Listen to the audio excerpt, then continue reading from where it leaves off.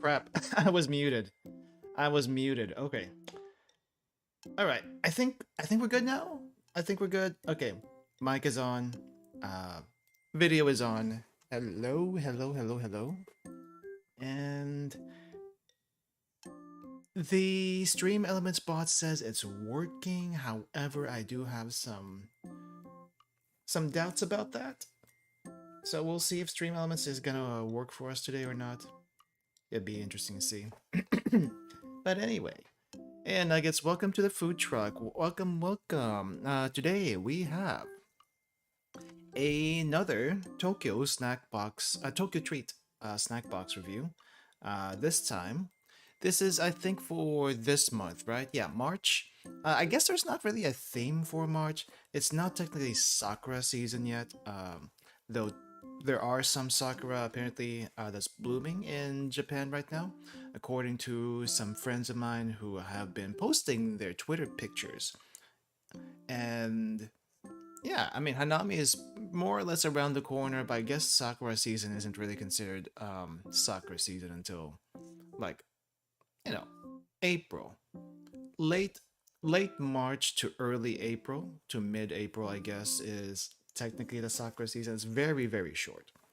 Compare that to the fall season, where the fall leaves are visible, um, a lot more visible. At least, like you can see the fall leaves in a greater amount for a greater amount of time. I think it's like for that one, depending on where you are, it's anywhere from I want to say early October up to maybe mid December. So a good 2 almost 3 months. Meanwhile, Sakura season, you really have to be there. You really kind of have to time it. You really kind of have to time it, and the the cherry blossoms start blooming from like I want to say the top going to the bottom, or is it the bottom going to the top? The bottom going to the top because it goes warmer. Um, it goes warmer from south to north is I think how it typically works in uh, when the earth is heating up and temperatures get right just for the blossoms to happen. But when the blossoms do happen, I think they only last like roughly a week or two, and then they kind of just fall off the trees and die. And it's a sad thing. I haven't seen it myself. I think I've seen like maybe one tree that had like blossoms on it on a mountaintop in the mid in like late April. So it's not like it was even Sakura season. It's just one of the few that survived from Sakura season. But we're not doing Sakura treats today. We're doing. Apparently, the theme of this box is Best of Japan. And that's a little vague, I'll be perfectly honest, because Best of Japan, to me, sounds like you're going to be getting snacks from different parts of Japan and basically the best of different areas in Japan. And if you ask people what's the best snack in Japan, honestly, it could be anything. It honestly could be anything. Some of the more famous snacks are probably going to be like Kit Kat, Pocky, Tokyo Banana. Tokyo Banana is more of a souvenir kind of snack, but it's still it's still pretty good. And you can also get a bunch of the souvenirish kinds of snacks, but you don't really hear too much about local snacks, which Tokyo Treat is pretty good about. Highlighting some local snacks and what most people tend to get from the grocery stores and stuff. So this time it's gonna be Best of Japan. I don't know. I haven't seen the pamphlet. I haven't seen the pamphlet yet, and I mean, we did see. I mean, you do see the thumbnail, so it does kind of give you an idea, but I really haven't gotten a good look at it. So we're gonna look at the pamphlet together as usual, and then we will sample the snacks as usual. That's basically how this goes. If you haven't been here before, uh, I'm basically gonna be eating through a box and fighting my throat problems apparently. Okay, let me just move the mic and the camera, and then we'll get started. Hold on. Let me mute the mic really quick.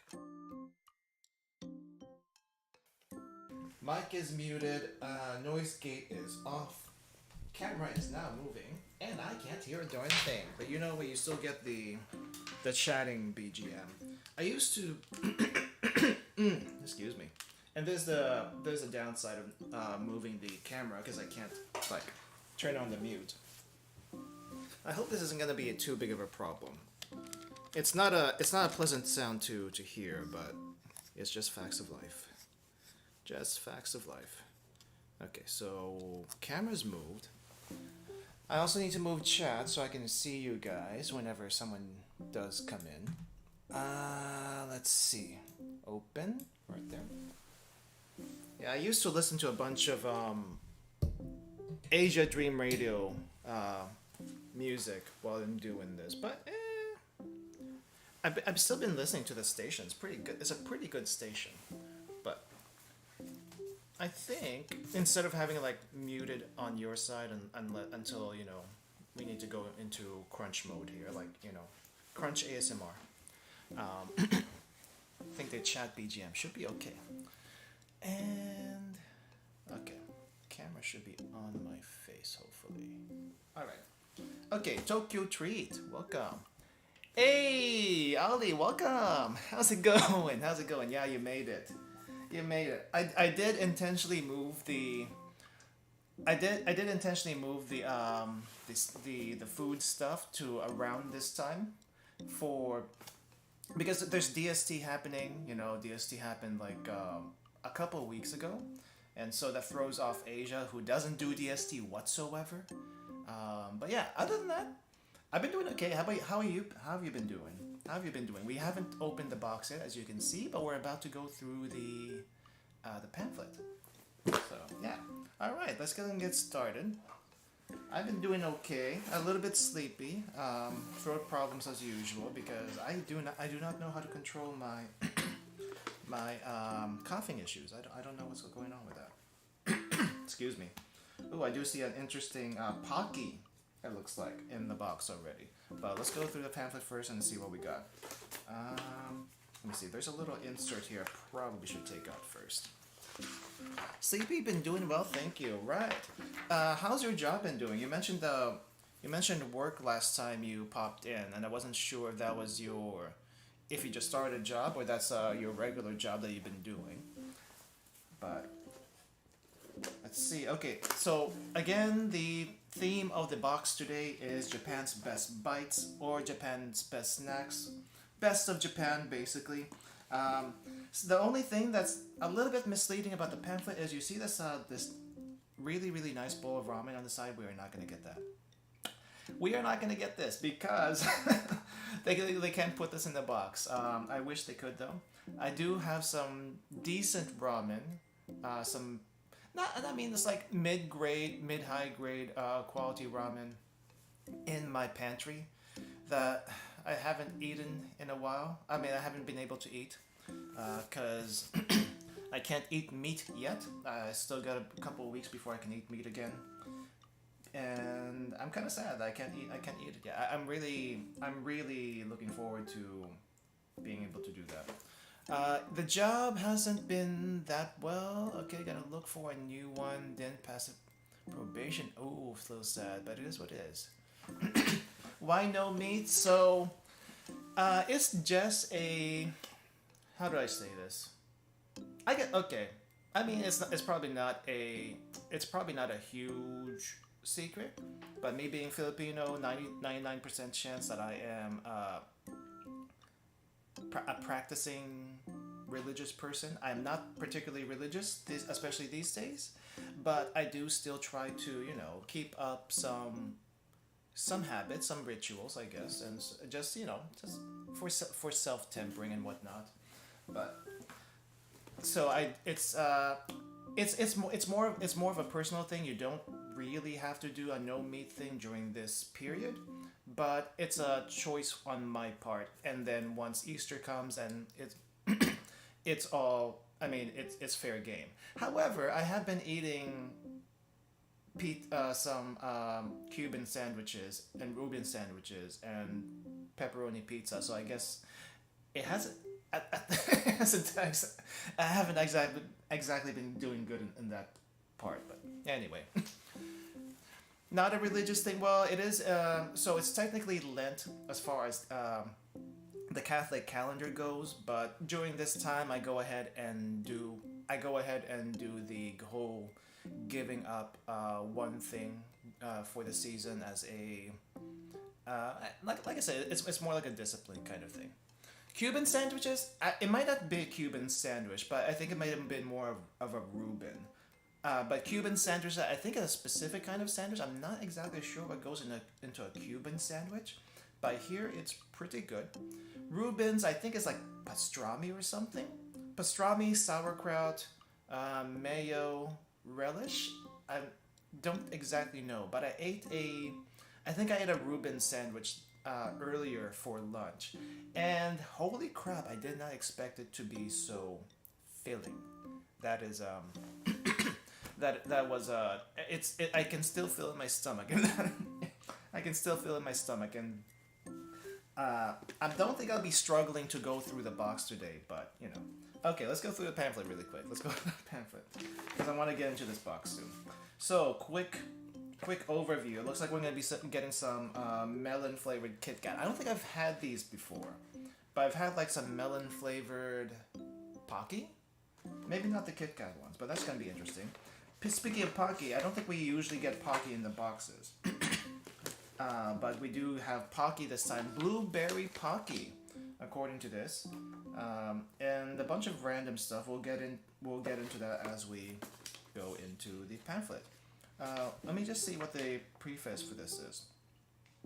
Taking your taste buds, flavor journey, and the best of Japan. In Japan, the best food is what's in season. Yeah, they do a bunch of seasonal stuff. So I guess berries and melon is in season as far as fruit. There's usually some sort of fruit they highlight each season. And I don't know when strawberry season is, but I think strawberry season is April? I think April? Not May, because it's more of a spring flavor as far as I remember. Oh yeah, here we go. Seasonal delights. Spring, you have strawberries. Apparently also ume, and sakura in spring. So sakura is the cherry blossoms. You got strawberries, and ume is the pickled plum, or well, sour ume is pickled plum, but ume in general is just plum itself. Hey KGG, welcome. We just started going through the pamphlet and talking through the stuff that they have in here before we get into the box. But so far, two interesting things have popped up, and we'll get to that. Summer festival season, best time to get yakisoba. Fruits like grapes, melons, and berries are also in season, but we have melon and blueberries in the box. It's not even summer yet. What is going on? Yakisoba, I don't think I've had. Have I had yakisoba in Japan? I don't think I've had yakisoba in Japan. I've had their karage. I've had the karage, I've had takoyaki. But I don't think I've had the yakisoba yet. I need to fix that. For next time. Okay. I have had plenty kakigori, the shaved ice. And the shaved ice can be like multiple tiers of good. The really simple shaved ice is just going to be like simple shaved ice with syrup, which is fine if you just want like flavored shaved ice. A little bit higher up on the scale, excuse me, is like shaved ice, shaved crushed ice, and then fruit juice with fruit shavings. Those are pretty good. And then even higher on the scale. I don't know if I've shown this, but I need to schedule another Japan Talk stream just for these kinds of things. But even higher on the scale, you should get something closer to like binsu. I think binsu is like a Korean shaved ice where it's like where the ice is shaved like on a certain way. It's like shaved, not crushed shaved. And you have milk on top, and then you have like fruits on top, and sometimes the ice is actually made from milk. It's really good. It's super good. It sounds expensive, and honestly, I mean, it's kind of like, I think it's probably on the level of a parfait for the price. So it's not bad, and you can actually share it, which is nice. Have you tried freezing milk, then shaving the milk? I do not have that equipment to shave the milk, but I haven't actually tried shaving the milk. One of these days I should, but I wouldn't know how to freeze it. Like, I don't know if I would have to like put it in a plastic bag, freeze it, and then shave it. Because you have to be able to get the milk you have to be able to get the milk block out from the freezer easily, and with the milk that I have, it comes in cartons and jugs, and that would be not the best way. So I need like I think I need like a plastic bag that's easy to tear apart, and I can shave it. But the other thing is I don't have a shaver. I don't have like a little planer shaver that I could use for that. And I know in the dessert shops that do the kakigori and stuff, they have a specific equipment for that, like a gigantic. We're talking gigantic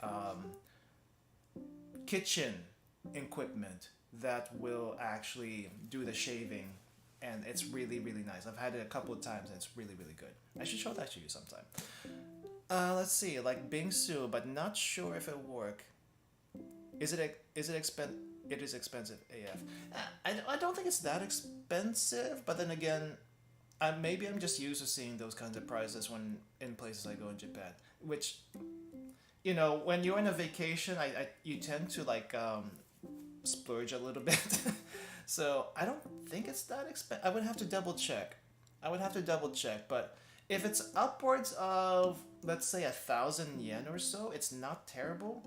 Now if it gets like 2,000-3,000 yen, yeah, that's kind of expensive. That's pretty expensive. But 10,000 yen is not too bad. 1,000, not 10,000. 10,000 yen is $100. Around 1,000 yen shouldn't be too bad. Maybe upwards of 1,500 is probably the limit. But speaking of expensive stuff, there's this expensive ice cream called Cremia, which goes for about, I think, 500 or 600 yen a pop for like a cone of ice cream.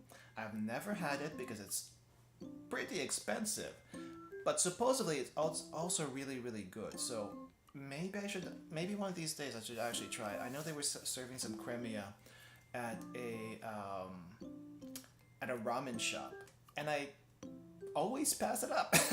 I always pass up. I need to get some water. I always pass up the Cremia because it is that expensive. But it's like, yeah, okay, maybe I should. Because the ice cream in Japan is actually really good. I'm just a little skeptical for like a single soft serve of ice cream being 600 yen. But at the same time, I'm kind of reminded that in the U.S., if you get ice cream, it's also about its expensive, and it's very rich, and I guess it's kind of good. But I feel like the flavor's not as refined as what was in Japan. But at the same time, I just reminded myself, yeah, it's also expensive in the US for getting good quality ice cream from an ice cream shop, so there is that too. Apparently people freeze the whole milk carton into the freezer, then peel the box, then shave it with a cheese grater. Bingsu is expensive here. $10 for a good bingsu. Yeah, I think that's about the same around here. I haven't had bingsu around here, but I've had something close to bingsu in Japan. Which was basically, I don't know if the ice itself was made out of milk, but there was definitely some milk there, and some cream, and then some mango slices. No, not mango slices, mango cubes, and some whipped cream. So it was actually really good. It was really good. I just need to like schedule a Japan talk again. Because I really want to, but there's too much other stuff on the schedule. Maybe not next week, but the week afterwards. We'll try to do a Japan talk in the middle of the week. I would want to do it on a weekend, but we should maybe the middle of the week is probably just the only other time I can do it. We'll see. We'll see, because I want to do like specifically Japan talk that doesn't have involved. That doesn't involve just like opening up a box. Though it is a good segue into that. Excuse me. Okay, fall. Fall flavors. Chestnut is a very common fall flavor. I think we've had chestnuts a couple of times on stream, and I still don't know what to make of it. I think it's like creamy, not very nutty, but it's got like a nut mellow flavor and mild nut mellow flavor, kind of creamy. But other than that, I don't know what the huge deal about it is, to be honest. But it's not really my thing. But I guess pears, apples are also another thing in fall. Another thing they don't mention here is sweet potatoes. Sweet potatoes in fall, very very common. Winter. I have not done any winter stuff in Japan. I do want to try to get to Sapporo one of these days for their snow festival. That would be pretty interesting to do. But that's like in February, and I usually don't have enough vacation time to be able to take off in February. So it's like, we're gonna have to figure this out. But apparently corn pottage, curry, and seafood stews, which you can do anytime. But corn soup is a thing when it starts getting cold. For some reason, they like corn soup there a lot over there. I'm not exactly sure why. But you see it even in vending machines. Corn soup in vending machines I have had. Okay, melon. So melon is very popular. I think I've tried melon soda before. I've definitely tried some melon flavored snacks, some bread melon. However, melon pan itself is not melon flavored. Most of the time, it's not melon flavored. It's just basically milk bread with like a cookie on top.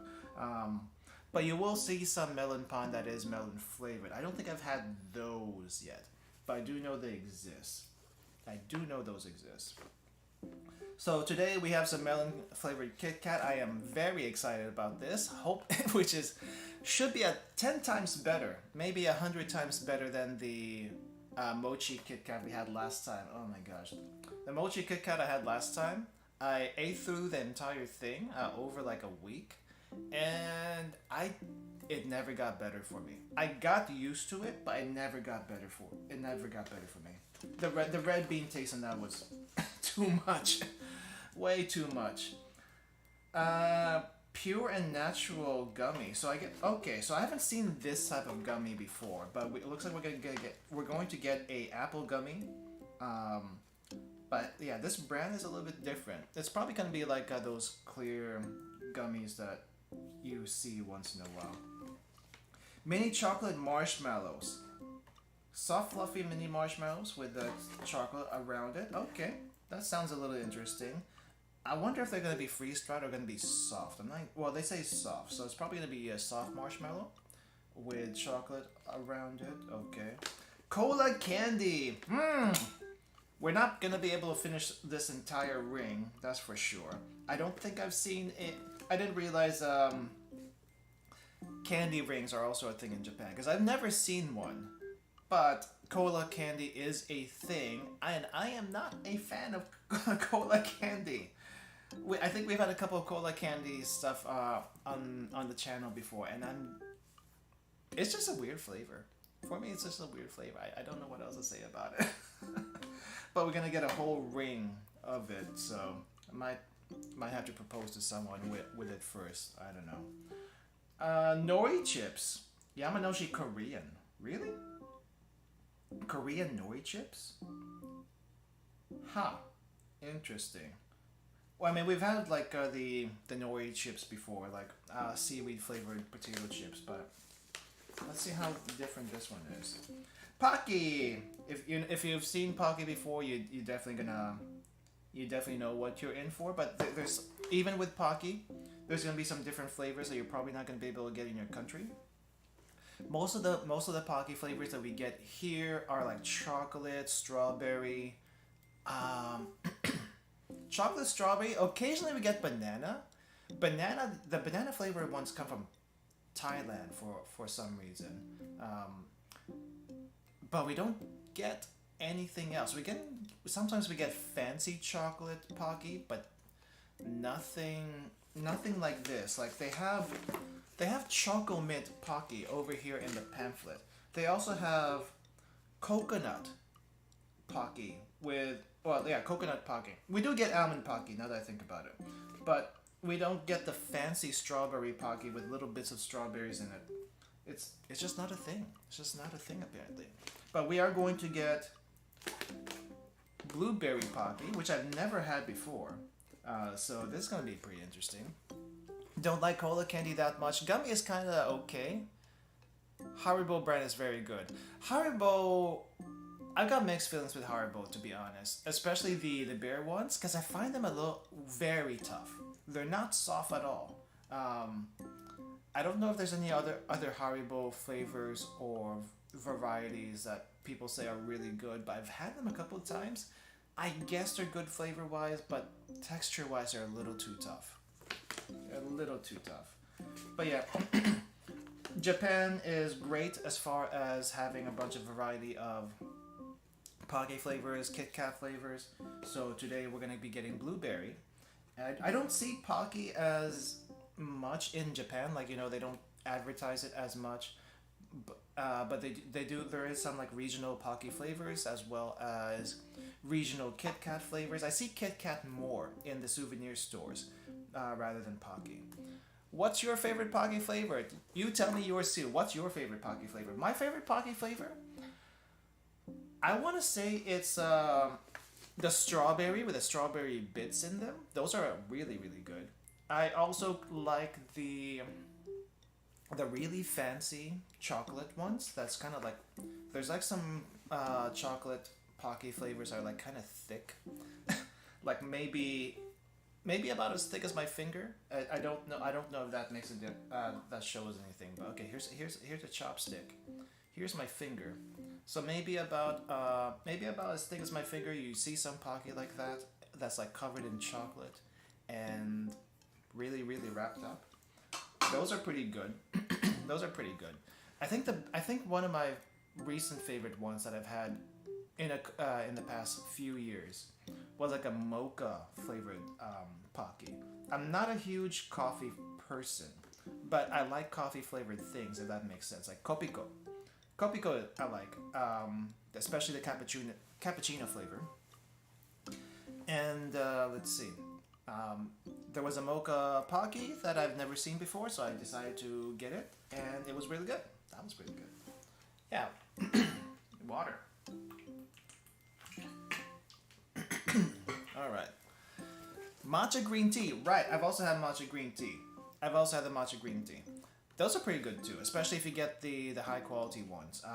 And not just a little stick with what do you call it? Chocolate and matcha flavored chocolate, white chocolate kind of thing.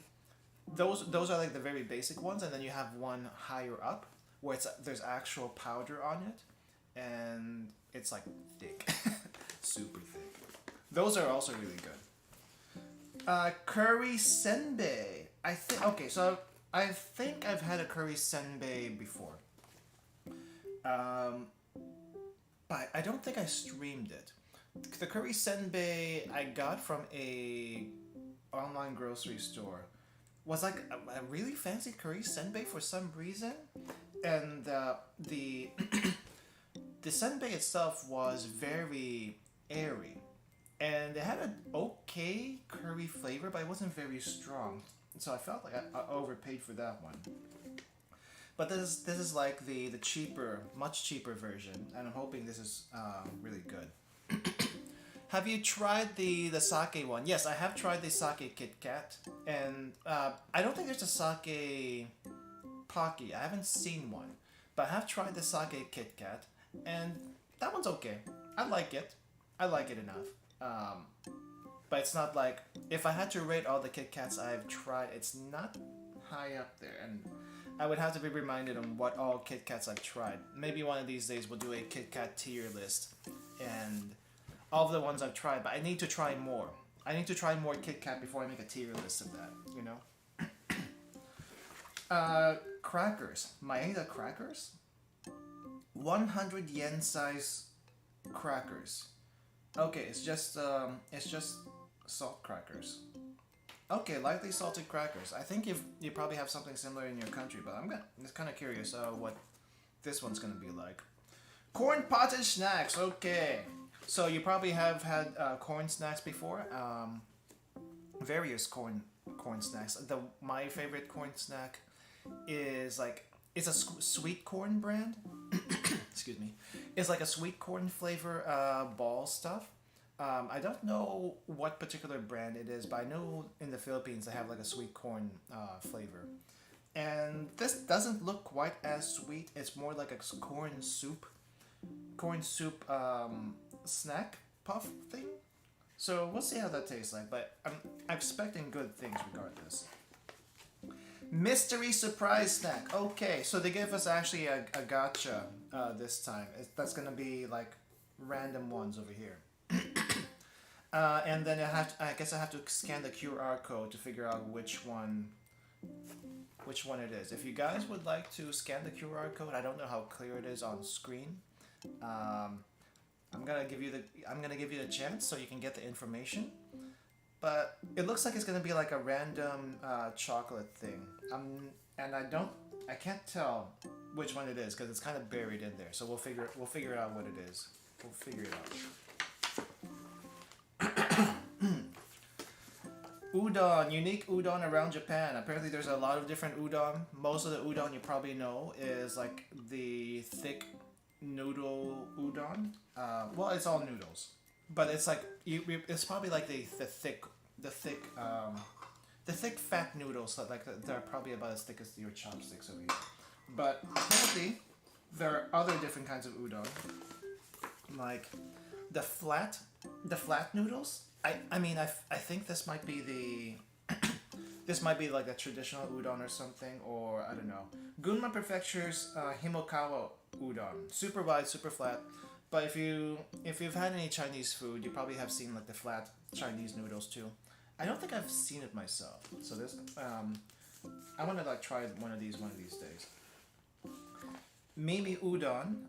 What is Mimi udon? Shaped like ears, so it kind of looks like little. What do you call this? Ravioli udon. I guess that's what it is. Ravioli udon. At the end of the day. And then kitsune udon. Kitsune udon is just basically udon with broth, and what makes it kitsune is the fried tofu. I think we've had that before. But today we are gonna get a Mito style udon, which looks like just like regular ramen. Honestly, it just looks like regular ramen. Looks like we have to wait 4 minutes for this one instead of 3. Okay.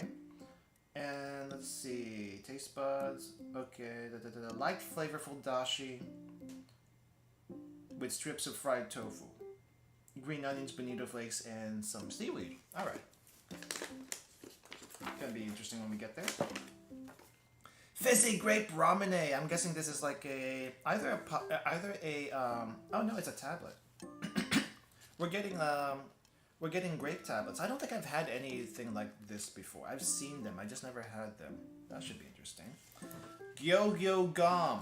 We got some angry fish with different flavors of gum. Okay, this is definitely the gashi the gashi stuff that you won't see anywhere else.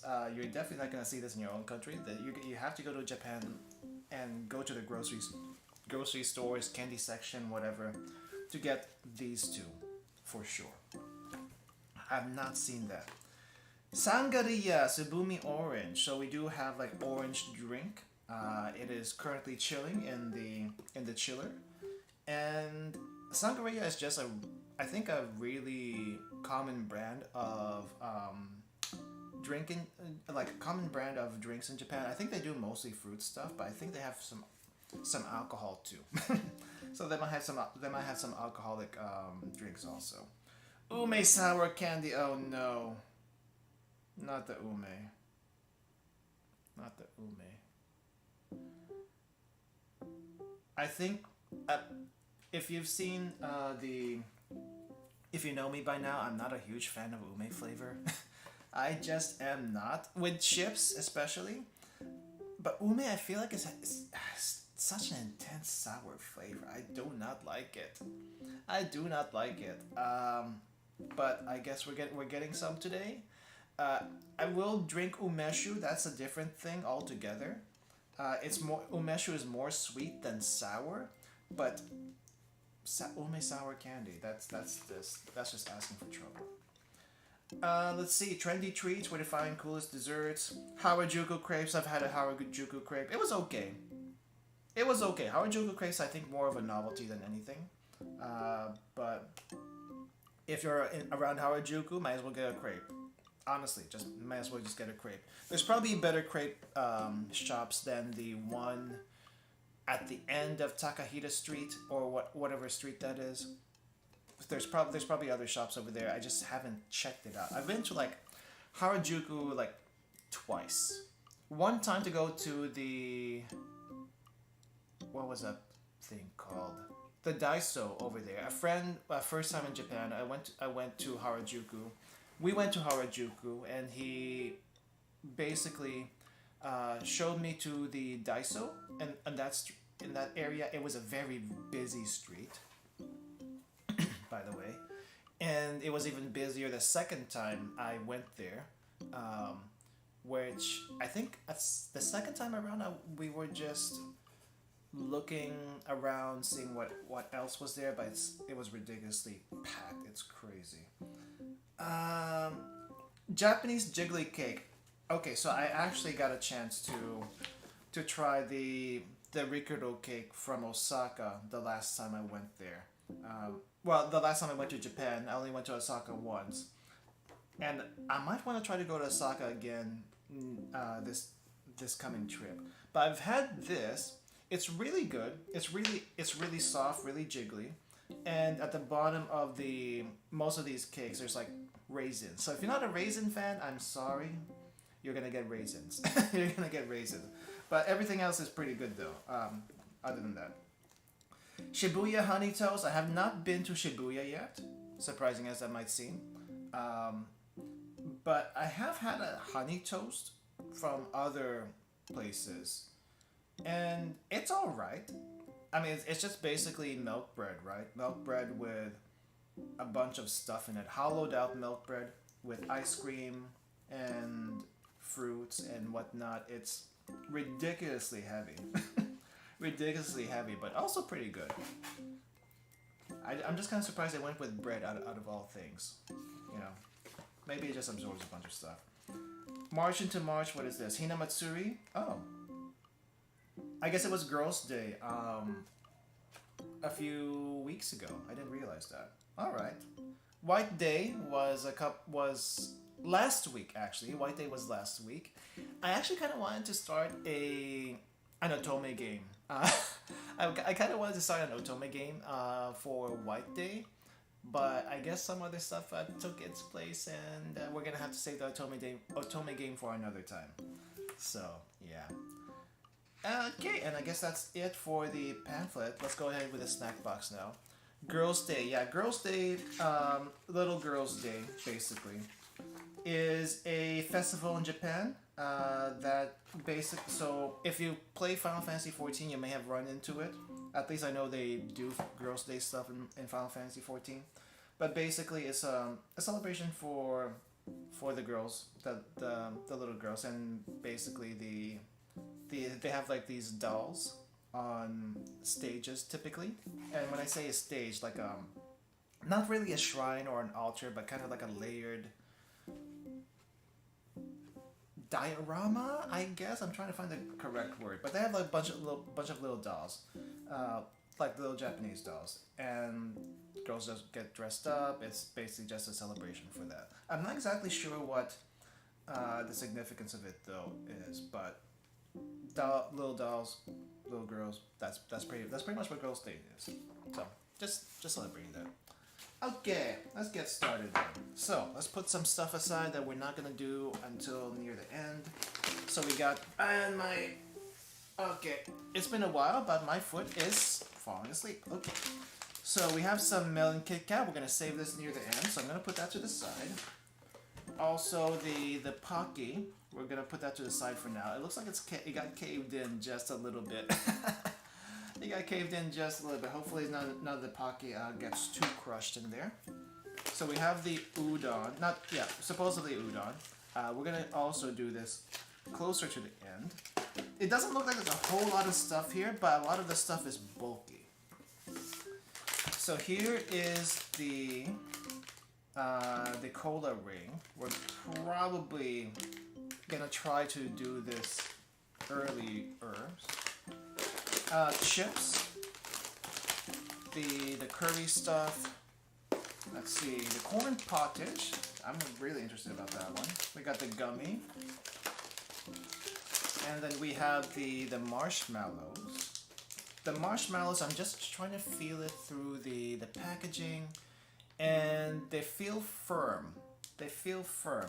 I'm not sure if that's a chocolate or that's a marshmallow that's firm. Watermelon chocolate with wafers. That'll be interesting to try later. Watermelon? This is not watermelon. This is cantaloupe. Or is this cantaloupe or honeydew? I think this is cantaloupe. Which one's cantaloupe and which one's honeydew? If it's orange, I think that's cantaloupe. If it's green or white in the inside, I think that's honeydew. So, yeah, but this should be very fragrant and should also be very delicious. I'm hoping good things for that one. Okay, so we got the crackers here. Here are the fizzy. Oh, it's grape bubble gum? Huh. I didn't think this was bubble gum. Okay. We are going to... We have like two different kinds of gums. We got the grape bubble gum. We got the fish bubble gum. We're gonna be gummed out here, and I forgot to get my little trash container, so I might have to go grab that before we get started.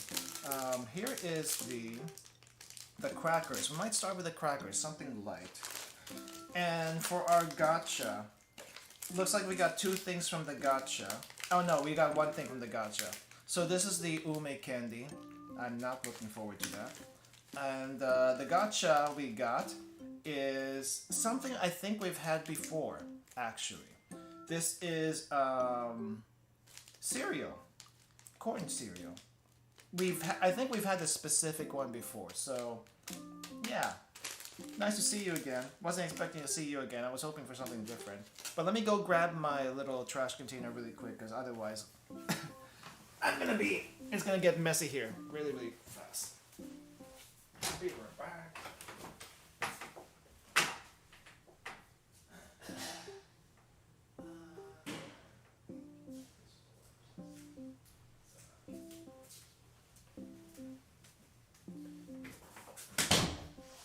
Okay. Alright, so let's start with something that's gonna hydrate me a little bit, and hydration requires some salt. So let's go with the crackers. Something light. Very plain packaging, very clear. Looks like this is something like it just looks like a regular piece of cracker that you can get anywhere, or at least in a grocery store. You probably have something similar, but I don't think I've had crackers as much. Let's say it's open.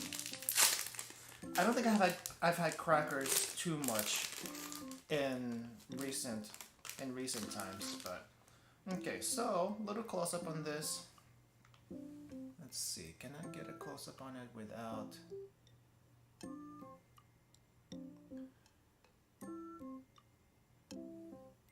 I can't see from here. I cannot see too well from here. Is it just, are we just not getting the lights? Oh, it's what's the light issue, I see. Okay, so it's a regular piece of cracker, from what I could tell. Whoop. And it has like a M marked in the middle, which is, I guess, just saying what kind of a brand crackers these are. Because, I mean, they look like regular piece of crackers, so...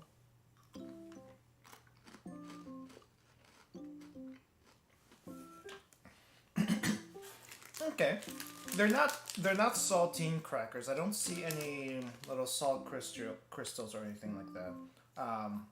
But they taste like regular crackers. Pretty good regular crackers though. The outside is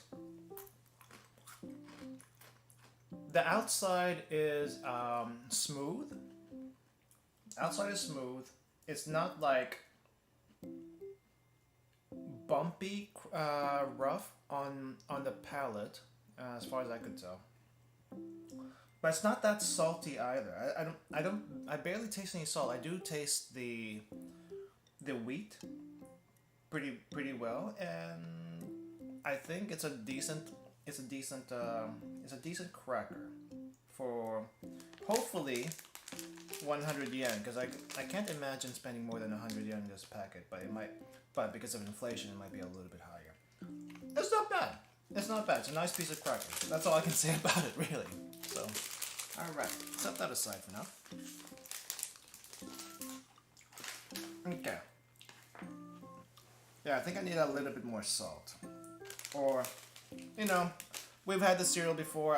I think I want to balance that with a little bit of cereal. Nothing to say about.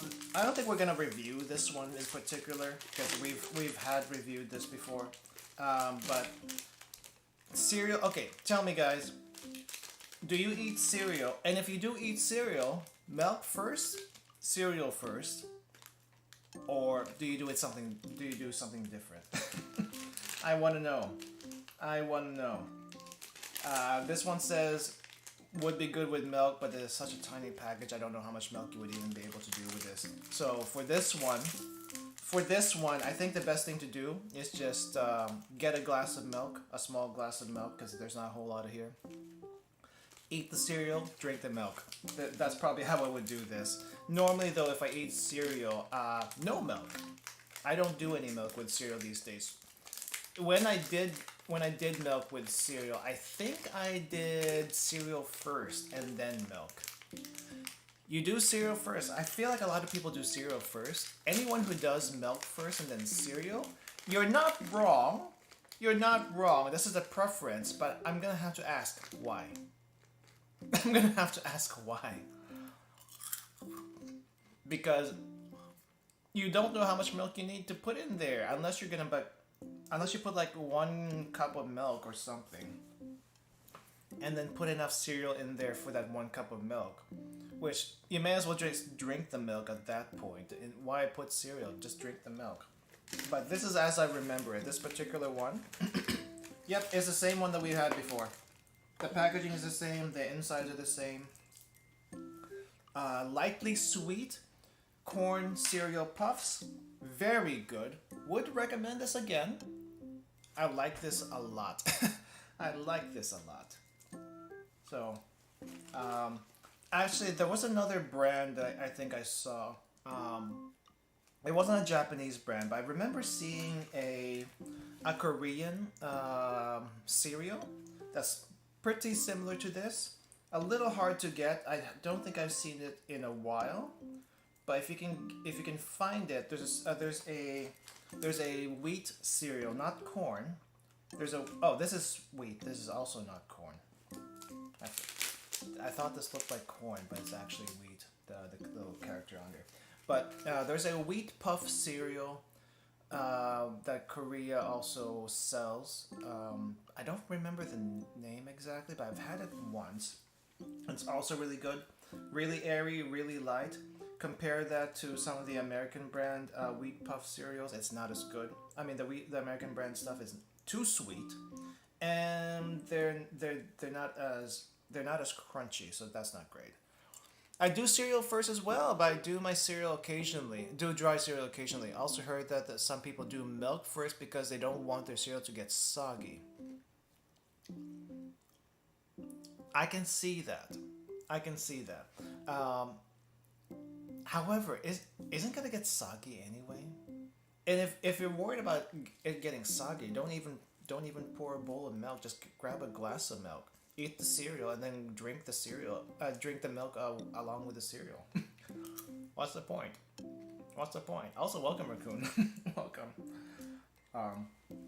But yeah, again, these are lightly sweet. I think there's a little bit of brown sugar. No, there's not brown sugar, is it? There's some kind of sugar, but it's very lightly sweet, and very, very airy. Not as crunchy, I don't think, as the Korean one that I've had before, but still real good. Still really good. Would recommend it again. Okay, that should balance out my salt and sugar for now. Okay, let's see. We have a lot of gum and stuff I don't want to try, but I guess we'll have to do this one eventually too.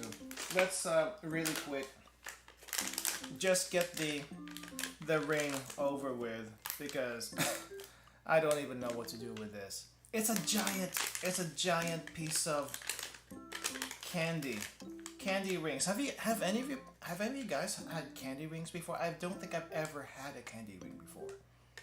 I've seen them, I just never was interested in them because it's just a giant block of candy, and it takes a while to get through that giant block of candy.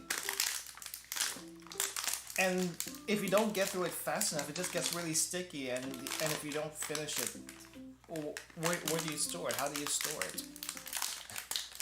I feel like it would take forever to go through. Okay, so this one's not as big. It's not as big, but let's see, where do I put this? Okay, it doesn't quite fit on here. I guess my ring size is a little bit too big for this. Does it go on the pinky? It can go well on the pinky. It goes well on the pinky. Index finger. I guess it's okay in the index finger. It doesn't go all the way. So I guess it is a pinky ring kind of thing. Japanese ring pop. Yeah, this one in particular is a Japanese ring pop. They call it diamond ring candy. they probably had some Americans come by one time and they had the ring pops, and so it's like, oh yeah, we can do that too. We can do that too. So, and apparently this is halal certified. Huh. That's the first time I've seen that on a Japanese packaging, halal certified. I'm not sure what would be not halal about sugar, but okay. Anyway, itadakimasu. That crap. That is extremely sticky. I tried to bite into this thing, and my teeth sank into the candy. It's not hard candy. It is like, how do I describe it? It's not hard candy though. It's this is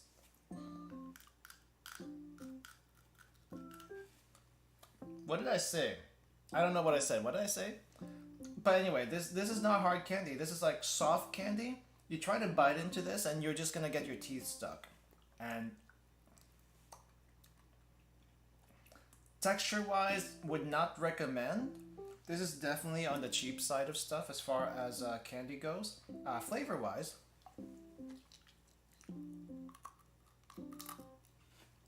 I don't know what I said.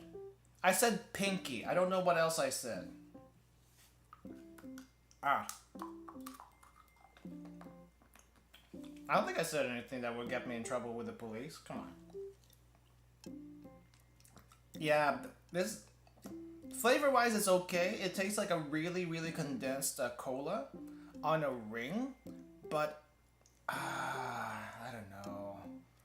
It just tastes like really, really condensed cola. You like you take a can of cola and you evaporate all the water off of it, and then whatever you get from that, you turn into candy. I think that's what this is. At least it tastes like that. Because it tastes very cola. It's not too concentrated in flavor, surprisingly. But it's not something I like. I think what throws me off with this one is the texture. The texture is too soft. This needs to be harder. This needs to be more hard candy than soft candy that looks like a diamond or something.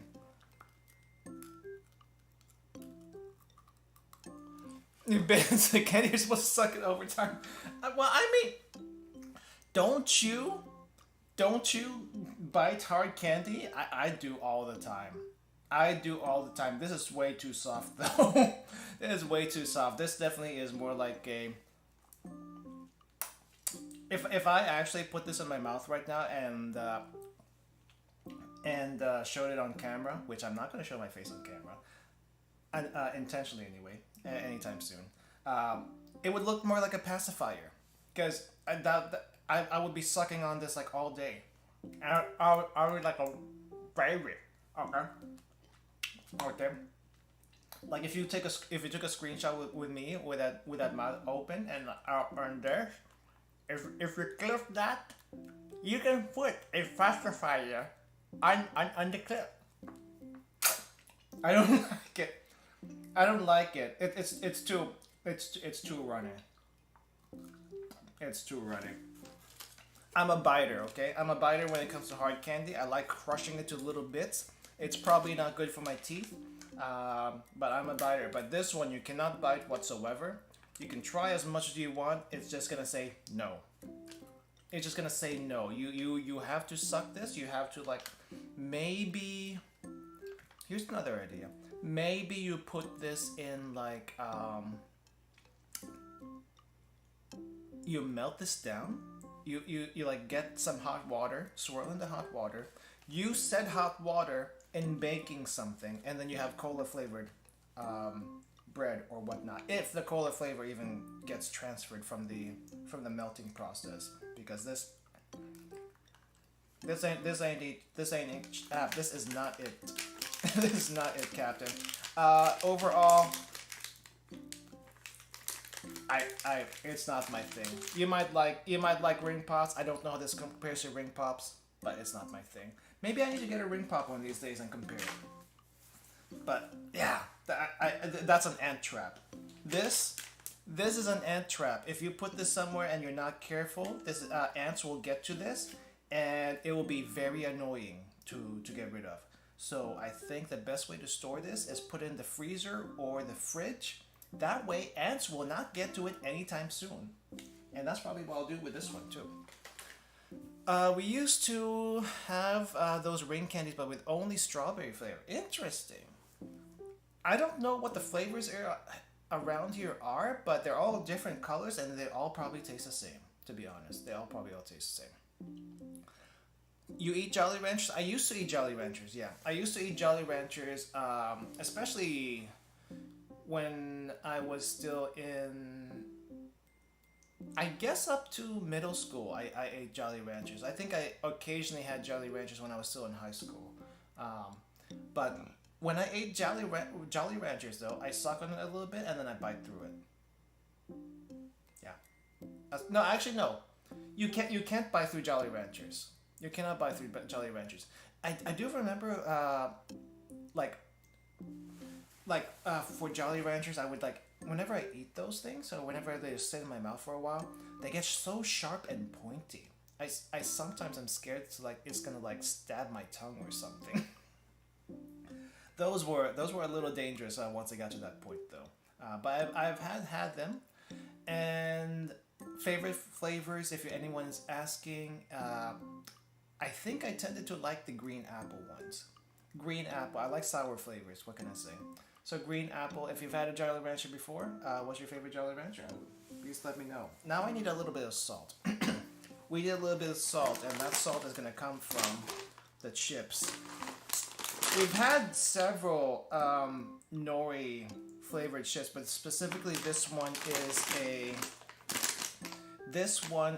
a Korean seaweed type. So if you've seen the Korean seaweed types, they're kind of like not the same as sushi, the seaweed you use for sushi, or even the seaweed they use for ramen. The seaweed you use for sushi and ramen, they're kind of stiff and foldable. The Korean seaweed ones are like kind of soft, kind of wavy. And so I think that's what they have on here. I saw some child straight up eating them like it was nothing. The Jolly Ranchers? Yeah, well, kids do that. I just hope they don't choke on it. If they actually swallow a whole Jolly Rancher in one go, Yikes. Yikes, you're supposed to savor those things, but, you know, kids. I don't think I've ever done that. I don't think I've ever done that. Okay. Oh, I guess we should have looked at the back. The back didn't have anything in particular. It's just a block of green. And the usual calorie count. 55 grams, 325 calories per that. It's actually got a nice smell to this. It kind of reminds me of soup, actually. Why does it remind me of soup? It smells a little salty, like a soy sauce kind of salty, but it's seaweed. Actually, it kind of smells more like the Maggi seasonings. Have you guys ever had the Maggi seasonings before? It smells exactly like that. And it's very comforting. It's very nice. But this is probably not going to taste anything like Maggi, so... I like the purple ones. The purple ones I think are grape, right? I like all flavors, to be honest, but I like the green apple the most. Yeah, green apple is actually pretty good. If I ever see like cherry candy, that's a no. That's a no, but the only ones I remember really were the green apple ones, for at least Jolly Rancher. Chip-wise, let me see if we can get details on this one. So we can get details. It's also a little dark. No, maybe that's just dark on my end. Let's see. Okay, portable light. Let's see how this works. No, portable light is too bright. Okay, get that out of my face. Okay, so here's the details on the chip. You can't really see it on camera too well, but it is probably one of the greasier Japanese chips I have seen. There is a sheen of oil on the chip itself that you probably can't see too well on the camera. There's a healthy dose of seaweed all around it, which is nice, and they all pretty much all look like this perfect chip, except, you know, some of them are a little crushed. Oh my gosh, this is great. I think this is like one of the best chips I've ever had. As far as salty variety chips, this is the best that I've ever had. Yeah, this is better than just plain salted chips. We've had Nori chips before. They were not as good as this one. They really do taste like they have a little bit of that Maggi seasoning on them. But there's no Maggi seasoning on here. It's just Korean seaweed. And oh my gosh, that's good. Get a picture on this brand. Get a picture on this brand, because this, I want you guys to try it if you can ever find it. Yamayoshi seaweed chips. Look that up. This is the best salty chips that I've ever had. Usually my favorite type of chips to go for are salt and vinegar. Salt and vinegar chips are good. I also like spicy chips. But for salty, I really don't like just plain salty chips. But this is really good. So, holy crap, that's actually super good. 70% air in the bag. Don't care if it's to preserve the chips or whatever. Companies do it. Yeah, they do. The sheen is just its power overflowing. Welcome, Trippy Jane. Yeah, but holy crap, I kind of want to like empty out this entire bag right now, but I should save it for later because it's just the crunch is good. The crunch is good. It is, like I mentioned, on the oily side for a Japanese chip, but the flavor, oh my gosh. Yeah, I mean, the best way I can say about the flavor is you don't really taste the seaweed, though I guess the flavor is coming from the seaweed. But The potato itself is not as starchy as some of the other Japanese chips that we've had before. A lot of times when you get the Japanese chips for that are just like potato, they have a very starchy flavor texture to them, and this one doesn't have that. It's more on the oily side. Not super oily, but definitely more oil than usual. But the potato flavor is a little bit more subdued here, and definitely the flavor that you taste more is that seasoning, which I call Maggi seasoning, but it's not Maggi. It's just a seaweed. Is this your favorite snack from TokyoTreat boxes so far? For chips, this is my favorite chips so far from the TokyoTreat boxes, yes. Favorite snack overall would be hard to pin down, but this might be close to the top. This definitely is the best chips that that they have put in the box though. 100% recommend. If you can find it somewhere, try it yourself, please. Please. Okay. Let's see, maybe once we get down to 3 or 4 snacks, then we'll get to the noodles over here. Let's try some of the other ones. So we've had the best. Maybe we'll go for the one I don't want to try. I mean, I really didn't want to try the candy ring, but now I guess it's time for the ume candy, the sour plum candy, which has, I guess, an old guy on it for this one. I think this one has like different kinds of characters on them, so we got the old guy for this one. And I don't know what it says here on the back. Some sort of color thingy, maybe a fortune, I'm not entirely sure. So, gan demo good. Han demo good? I have no idea. I can't read it. Can you guys read this? Can you guys read this this little bit on the end there? Just screenshot that or something. Just screenshot that or something. But there's something going on here in the back. I'm not exactly sure what it is, and I'm not getting a whole lot of light here. Let me adjust one of my lights really quick. I think one of these lights are just too low. It just needs to be higher. Yeah, you just need to be higher. There you go. There we go. Let's see. Oh yeah, that's better. I think that's better. Yeah, just whatever this thing is on the back, we need a translation on that thing, because I have no idea what this is about. But I do know these are ume flavored. I do know these are like sour plum flavored, and I am not a fan of sour plum in any capacity.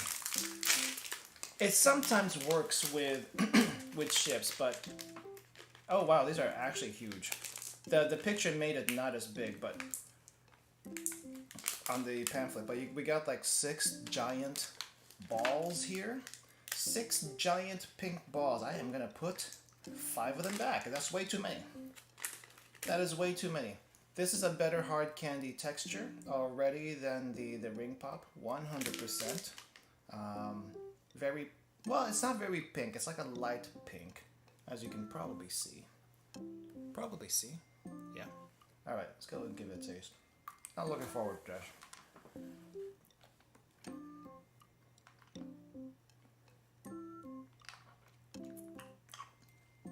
It is a harder candy. I'm trying to bite through it.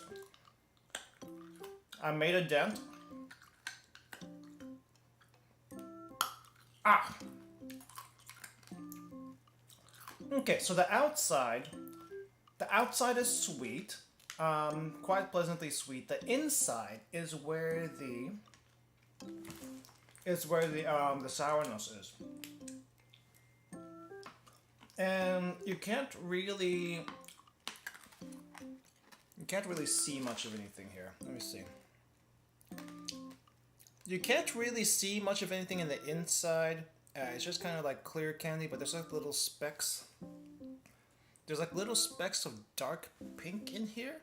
I don't know if you can see the dark specks of pink, but there's little specks of dark pink, and I'm assuming that is the sour plum flavor. That's where the sour plum flavor is coming from. Overall, I don't think it's actually bad. Despite my apprehension of actually trying this, it's actually not bad.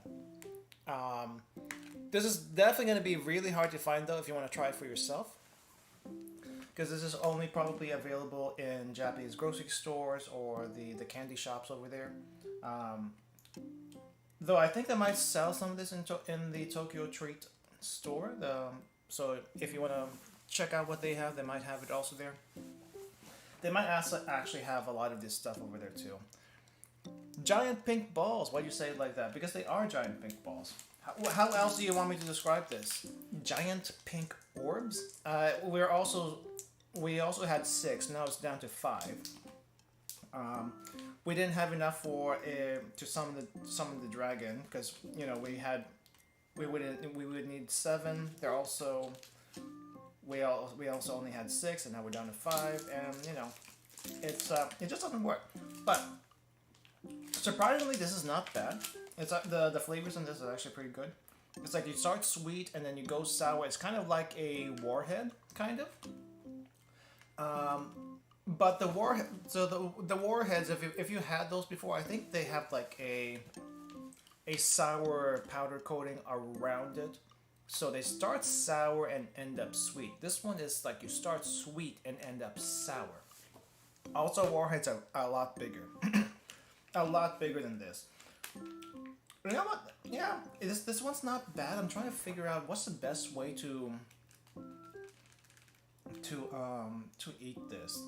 I don't know if you want to like just suck on it for a little while before biting into it. Me, I'm more of a biter than a sucker. But as far as candy goes, but I think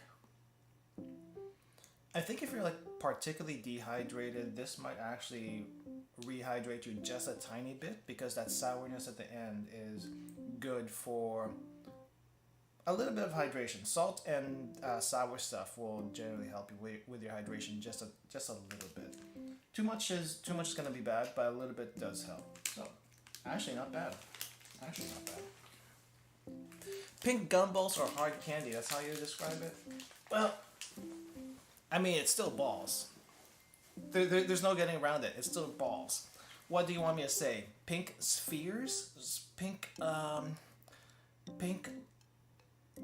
balls? Spheres? What synonyms do we have for balls? Spheres, balls, more balls. Yeah, my vocabulary for description is not that great sometimes. It's not that great sometimes. I need a little salt. Actually, no. Before we do salt, let's try this this fizzy gum tablet thing. It's a little weird, but we basically get like a little 3-pack of gum candy, supposedly grape flavored. Yeah, grape bubblegum candy. Let me see if I can get a shot of that. Grape bubblegum candy with a very bubbly character on top of it. It's kind of weird, not gonna lie. The backside, I don't know what this is, but apparently this entire 3-pack is 1 pack by itself. So TokyoTreat gives you a pack of like a single unit of candy, snack, whatever it is. So I guess this is what they give us.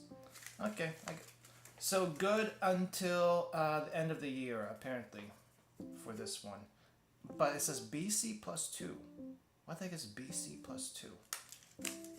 Does that mean it's good for 2 years past that? I don't know. Text on the back says, starting from the green circles, anything is good. Gradual, happy, endurance, and this is no good. Okay, yeah, I understood that this was a fortune type of thing, but how do you do the fortune thing? How would you do the fortune thing? I don't understand. I guess there's something with a red and black text here. Let me see if I can get my image translator to help out. Okay, image translator. Let me see if I can get that. So if you're in Japan and you have an Android phone, I don't know if Apple has anything similar, but Google Lens will help you a lot. Hold up. How do I?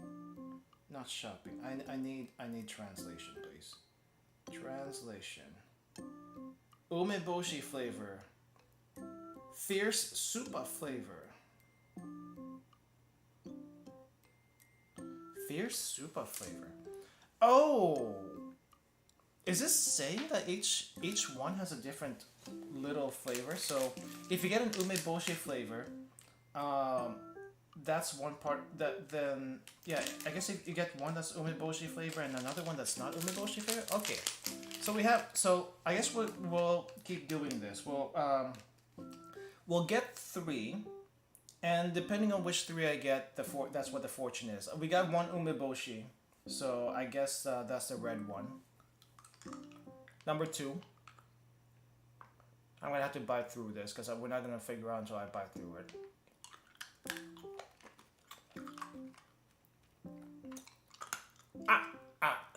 Crap. Please tell me I didn't chip a tooth.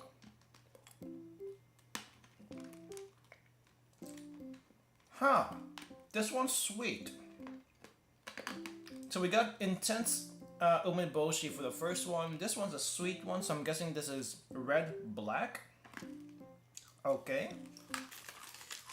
Why would getting not umeboshi flavor be a bad fortune? Because it's supposed to be umeboshi flavor? Okay, number 3. So I got red, black, and then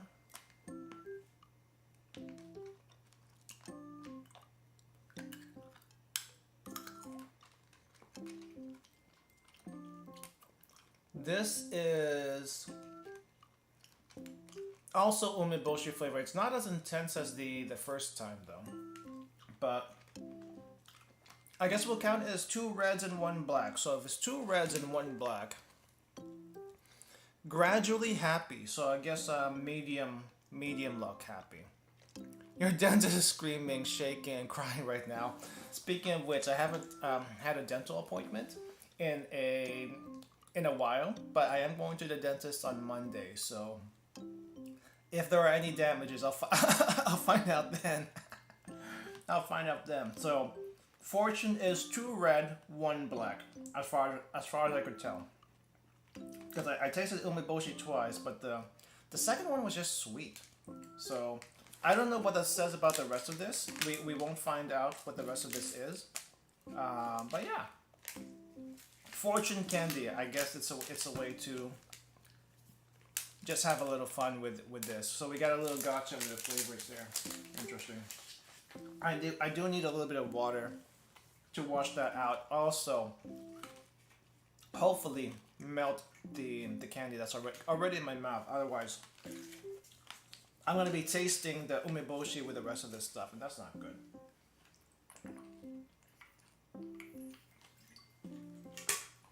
At least this fortune had more flavor than the camera candy we got before.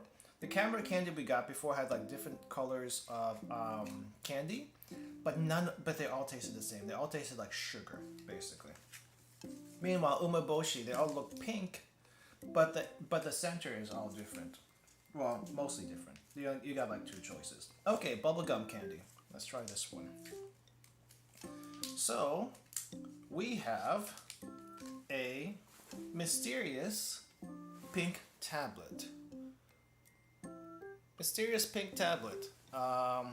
It kind of looks like one of those Necco wafers, I guess. Though I think Necco wafers might be a little bit different. It also kind of looks like a giant Smartie. Smarties, however, are not gum. This smells like... It definitely smells like grape. Take a small whiff test. I don't think I can break this. I'm trying to break it. I don't think I can break it. But it is hard.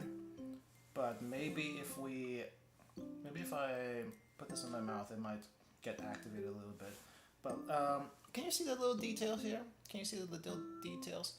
There's like little patches of pink and white in this little tablet. Yeah, little patches of pink and white. It's hard to position.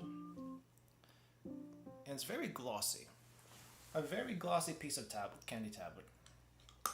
Oh! I thought this was gum. It said it was gum. Oh, it's not gum. I misread. It said bubble candy. So what does that mean? Bubble candy is just a tablet, and it's kind of fizzy in your mouth. So think of like Pop Rocks, except with the Pop Rocks it's like popping all the time. This one is just kind of like a fizz. And if you put all three in your mouth might start foaming and it might look like there's something wrong with you. I do not recommend that. Flavor wise, it tastes very strongly artificial grape, as most candy would, like this.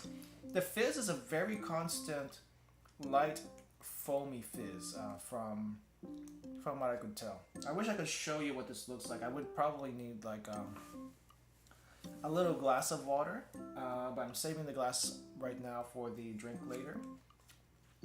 It's a very tart. It's a very tart flavor. Very tart grape flavor. I don't think I've had tart grapes before, so that's already a miss as far as grape. But you know, for a kid, this is fine. You don't care about the flavor too much. You just care. Holy crap! Okay, it actually did foam in my mouth. It actually did foam in my mouth. Oh.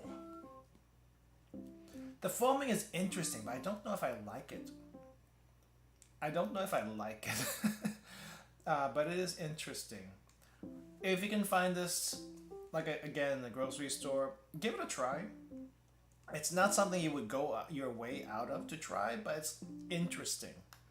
Interesting out of 10 is the way I describe this.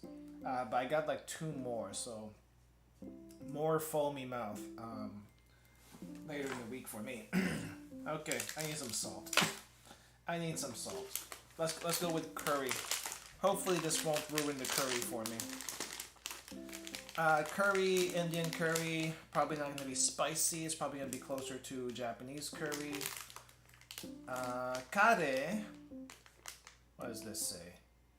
Something. Meh. Something. I cannot read. I still get confused with my hiragana. I need to brush up on my hiragana though. Just eating some dish soap, same effect. True. It's probably like on the same level as the foaminess is probably on the same level as the foaming dish soap washer, but I do not recommend eating dish soap. Oh my gosh! I just had a little burp from the the candy tablet, and it almost felt like I just drank some soda, except I didn't. I would have expected that from the soda candy, but not the fizzy tablet thing. I guess if you put that in water, it's going to also fizz like that. Anyway, it just felt like I drank some soda, but there's just no soda.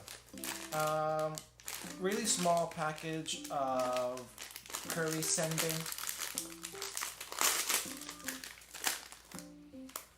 Intense curry smell coming from the package. And if we look at it, the senbei themselves look like they're pretty heavily seasoned. Very heavily seasoned, which is a good thing. Because hardly anything in Japan seems to be heavily seasoned, but this looks good. I think they got a dishwasher pod confused with candy. Oh my gosh, not the Tide Pods, please not the Tide Pods. That would be bad. Ah man, that was a time when the Tide Pods were a thing, and let's not ever do that again, please. That's bad for everyone. Okay. Definitely smells like Japanese curry, like what you would have in front of you. More intense aroma than just regular Japanese curry, just because you have to know what you're eating here. Oh, very crunchy. Flavor wise,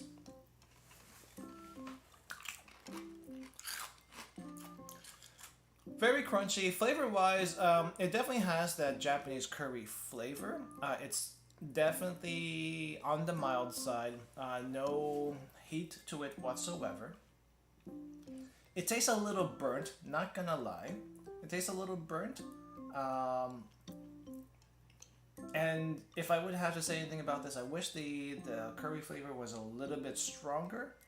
But any stronger, I don't think they can do. But it's very crunchy though. Very, very fun to eat. I feel like if you had like some ramen, this would be a good thing to add to your ramen, which we'll probably do for our noodles over here. Once we get that cooking, we will do one more. We'll do like a one more sweet one. We'll do like this bubblegum, and then we'll get the ramen cooking, the udon cooking, and then we'll continue with the rest of this. Nice airy crunch. Yeah, it's not a hard. Well, it's kind of like a hard crunch. At least for me, there was a little bit of a hard crunch, but then once you get through the outer part of the cracker, the senbei, it becomes a little airy in the middle. It's not like it's hard throughout, kind of thing. Yeah. Hey Workshop, welcome. Okay, so let's go ahead and try the fish gum really quick. I don't want to do this at the end, but hopefully it doesn't ruin too much of what I eat later. So, 4 pieces. 4 pieces of a fish gum. Looks like we have peach. Let's see. Let me get it up to you guys so you can read it too. So looks like we have 4 flavors. The pink one. So starting from the right going to the left, we have I think peach, and then mango. Wait, what does it say? No, yogurt. Okay, so peach, yogurt, butatsu. I'm guessing that's grape. Peach, yogurt, grape, and I'm gonna guess green apple. I see Ringo. On the green one. I don't recognize the kanji, so I'm gonna guess green apple for that last one. But there's 4 different gums. I don't know if I want to do all 4 gums at this time though. I don't know if I want to do all 4 gums. But we'll see how big these things are. Oh, that's interesting. Okay. Fish gum. You're gonna have a side of soy sauce with that. Not for this one. Not for this one. But over here in the back, I didn't see this until just now. Let's see. So you have a little flavor combination thing that you could do. So they do encourage mixing, it seems like. And if you've ever had Jelly Bellies before, I've seen Jelly Bellies before, they kind of also recommend mixing some Jelly Bellies to get different flavors. Supposedly you get different flavors. But if we get okay, so they also do have pictures. So it is green apple, it is grape, it is yogurt, and it is peach.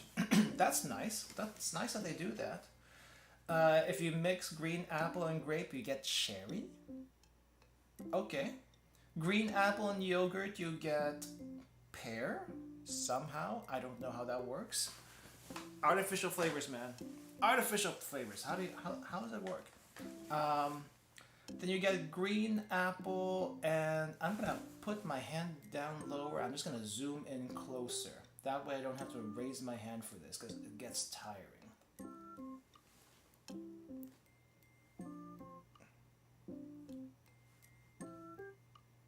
intense. Okay, there's a comfortable position for me. Thank you. Okay, so, and then green apple and peach, and you get... What is this? Sumomo. Sumomo? What is sumomo?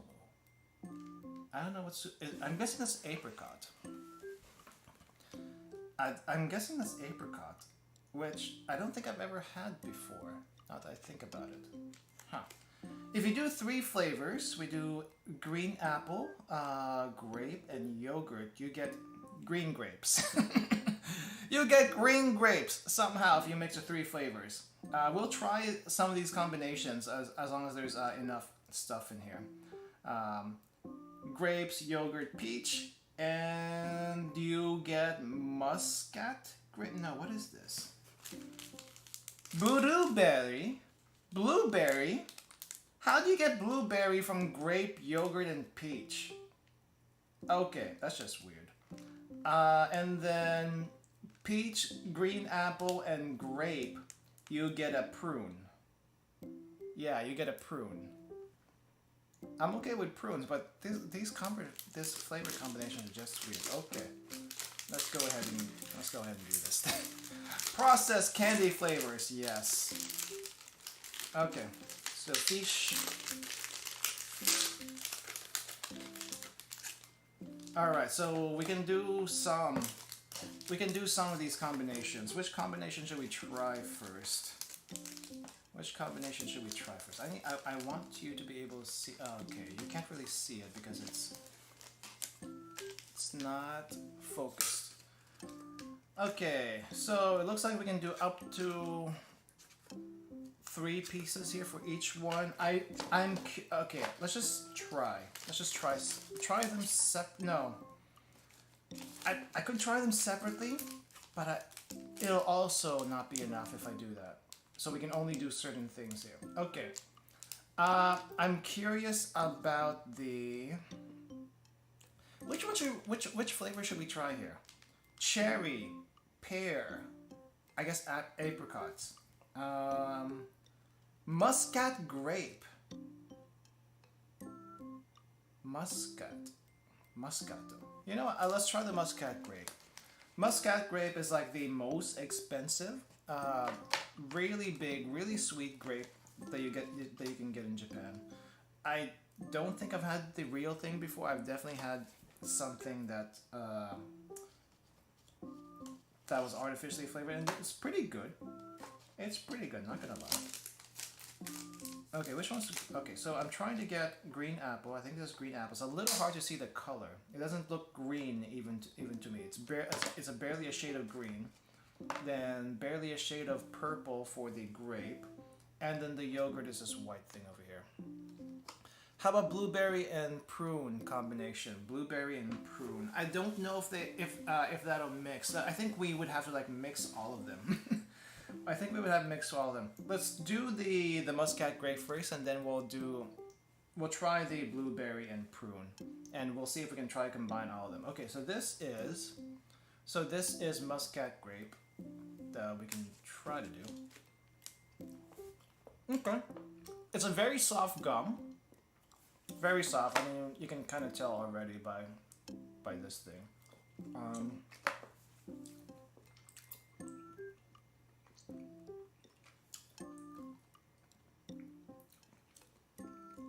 I'm trying to taste the muscat, and it kind of tastes like muscat. Kinda. It's a very light muscatty flavor, so I'm not too sure about it. It's not bad. The flavor's just not strong enough for me personally. Like, you see how lightly colored these are, right? So not a whole lot of flavor in these. not intense flavor in them. They do have flavor. They don't taste minty, thank goodness. It's just a nice fruit gum. Not very sweet. It's more about the flavor than sweetness, but there is a little bit of sweetness too. muscat flavor though, I'm not really getting a whole lot of it. I am curious about the prune, so let's do the prune. And then maybe try to add the blueberry on top of it. Okay, so prune is peach, which is this thing. Let's bring that down over here a little bit.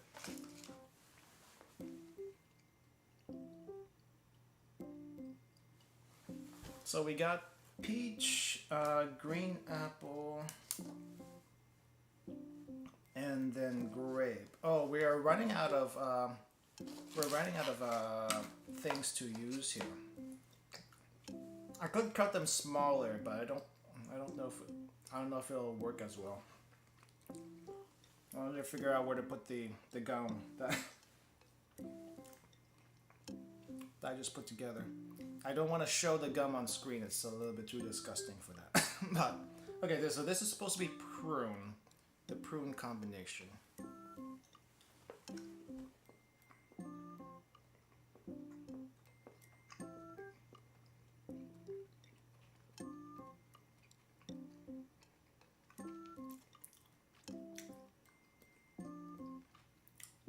Not really tasting the prune. I taste the grape. I taste the green apple, but not the prune. And maybe not even the peach. What if I combine the muscat and the prune, supposedly?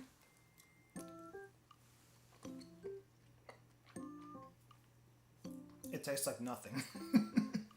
It tastes like everything at once and nothing at once. It's like it's fun to experiment, but at the same time I can't really taste it. I need strong flavors. It's too light. I don't taste the prune whatsoever. I don't taste it. Let's try the blueberry, and whatever is left over is left over. Ah, crap. Okay. Ah, crap. Oh no. Which one's which? It's hard to tell. They're too light. The color's too light. Okay, so grape, yogurt. Which one's yogurt? I think this one's the yogurt. And then peach, which is probably this other one over here. No, you look the same. It looks like I got two pink things and one white thing. And what I'm left is yogurt, grape, and green apple. Yogurt, grape, and green apple, which is again muscat. Okay. Blueberry. Let's try the blueberry.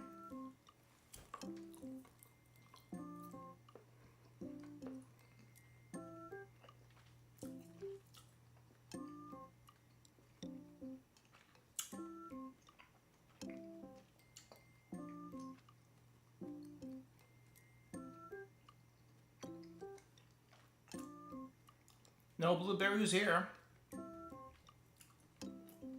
No blueberries here. At least not that I could tell. Not that I could tell. Combine that with everything else that we've had.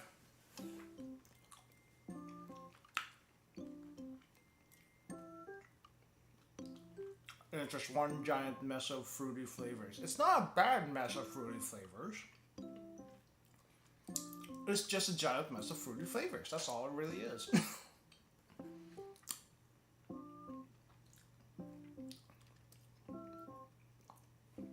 It's fun. Honestly, it's fun to try. But at the end of the day, if you try to do any of these like flavor combinations they recommend in the back, I'd say it would be reaching. It would be super reaching to say it tasted any of this, except for maybe the grape one. But even then it's kind of tough. I do want to try one more thing. I think I have the ingredients for it.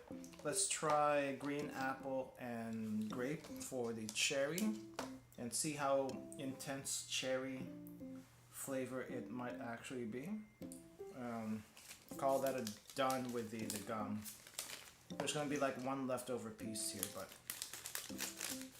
I'll deal with it later. Okay, toss the gum out. It's still got some flavor to it, but alright. Cherry, supposedly. This is cherry.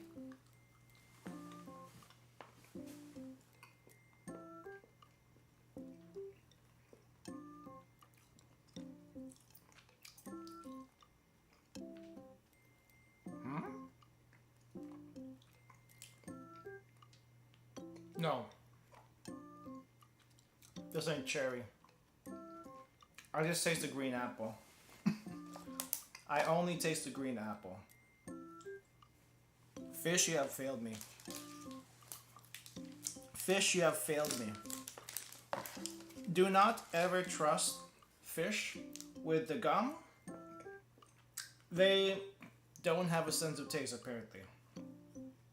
The only flavors I can really taste for the most part in any of this stuff is like the grape and the green apple. The peach is kind of there, not very strong, so I can't really tell. The yogurt, I don't even know what yogurt's supposed to taste like. Because any yogurt I get, it's flavored something else. I don't just get plain yogurt. I think plain yogurt is just like tastes like milk, right? At least like a little bit more sour milk, I think. So, what's that supposed to taste like? Unless Japanese yogurts taste like something else different. I don't think I've ever had Japanese yogurt, so I can't say. But it just tastes like random fruit flavors, and you know, maybe if you're a kid, you can piece of the fruit flavors together, convince yourself that they taste like this. But as an adult, I just do not know. It's just not there for me. It's just not there for me. Alright. That's going to the side. I need some ramen now. I need some noodles. I need some good quality noodles. Oop. Other way. Other way. Okay. It's time for this. It's time to get this ready, and then we'll go ahead with the rest of the snacks here. We still have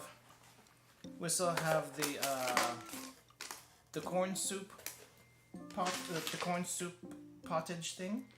We still have the gummy. We still have marshmallows. We still have Kit Kat. We still have blueberries. But I think some of this is gonna be like the best stuff in here. The chips were also really good, so that's right. Is there any fish in it? No fish in it. If it had any fish in it.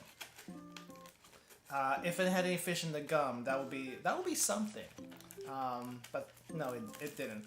You know, I bet you there's someone out there who made a fish candy of some sort, because they do weird stuff like that all the time. Speaking of weird stuff, I think in Shizuoka is a port town near Tokyo.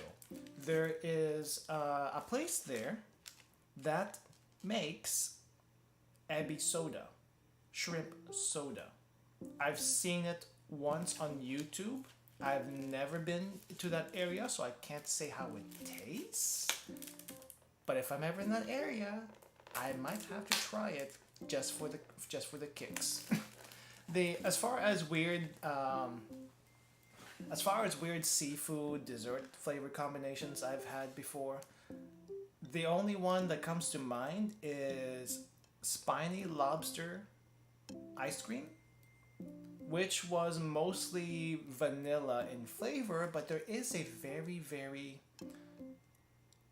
creamy hint of something shrimpy in the soft serve, which I can only assume was the spiny lobster, or it could be actually shrimp. I'm not entirely sure. But I had it. It was interesting, but I had to really, really like close my eyes and taste it to be able to taste the spiny lobster in there. But they do exist. There's also probably a shop out there that has a bunch of weird ice cream flavors for sure. I just don't know where it is. I have to look for it at some point.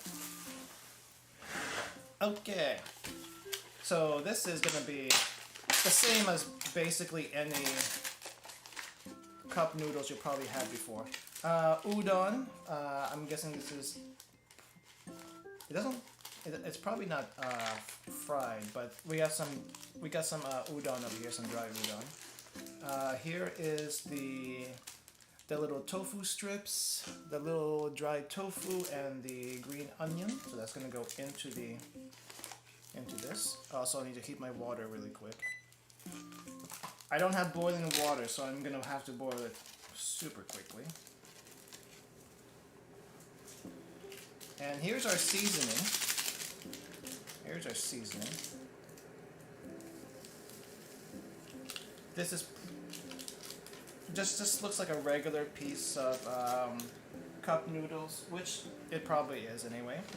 But it's gonna be interesting to see what the flavor of the soup is. Also, we're gonna try adding some curry bits into here once this is made. So I'm gonna set that aside, wait for the water, and while we're waiting on the water, let's go for something sweet.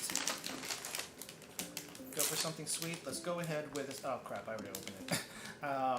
The apple gummy.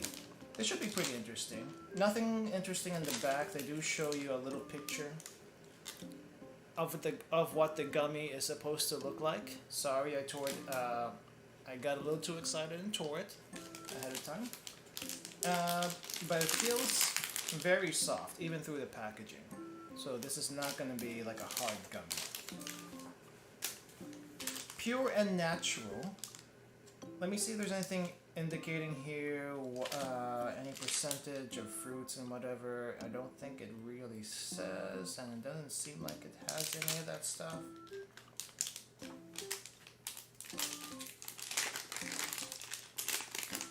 Oh, that's interesting. Okay, so here's what the inside of the package looks like really quick. It has a very strong apple flavor, apple smell, apple scent, and it basically looks like white cubes with some transparency in there. You can see some of the transparency. You can see some of the transparency, but it's mostly, it looks like marshmallow cubes. Honestly, it kind of looks like marshmallow cubes. I have never had these kinds before. So they're very squishy. Look at them. They're very squishy, pillowy, squishy. It's just fun to roll them around your fingers and stuff like that. But oh my gosh. I don't know what the white stuff is around there. I don't taste that as much, but it's just so soft. It's so pillowy soft, and the apple flavor is really intense. Super intense. I wouldn't be surprised if they have actual apples in here, but let me see. I'm gonna get a cross section of that. But here's a cross section of the gummy. You can see the clear part, which is probably the apple flavor. I think the white part might be... What is the white stuff? I don't know what the white part is. So there's an apple bits and apple puree. I'm guessing it's a mixture of the two. It's really good though. Really good. Pure and natural gummy. Pure and natural gummy. Would highly recommend this one. This really is bringing out some of the best stuff though. And some of the weirdest stuff. But some of the best that they could find. Okay, let's get the water.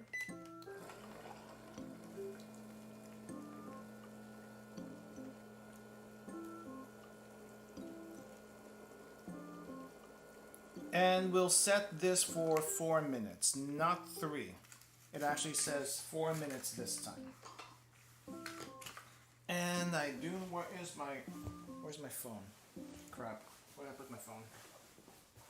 I'm gonna try to set a timer here for 4 minutes. Timer. 4. Let's go. Okay. I 4-minute timer. But yeah, this apple gummy is actually really good. I think if you've seen the some apple gummies before from Japan, I think what are those? What are those? I think they have like little jelly inside and such like that.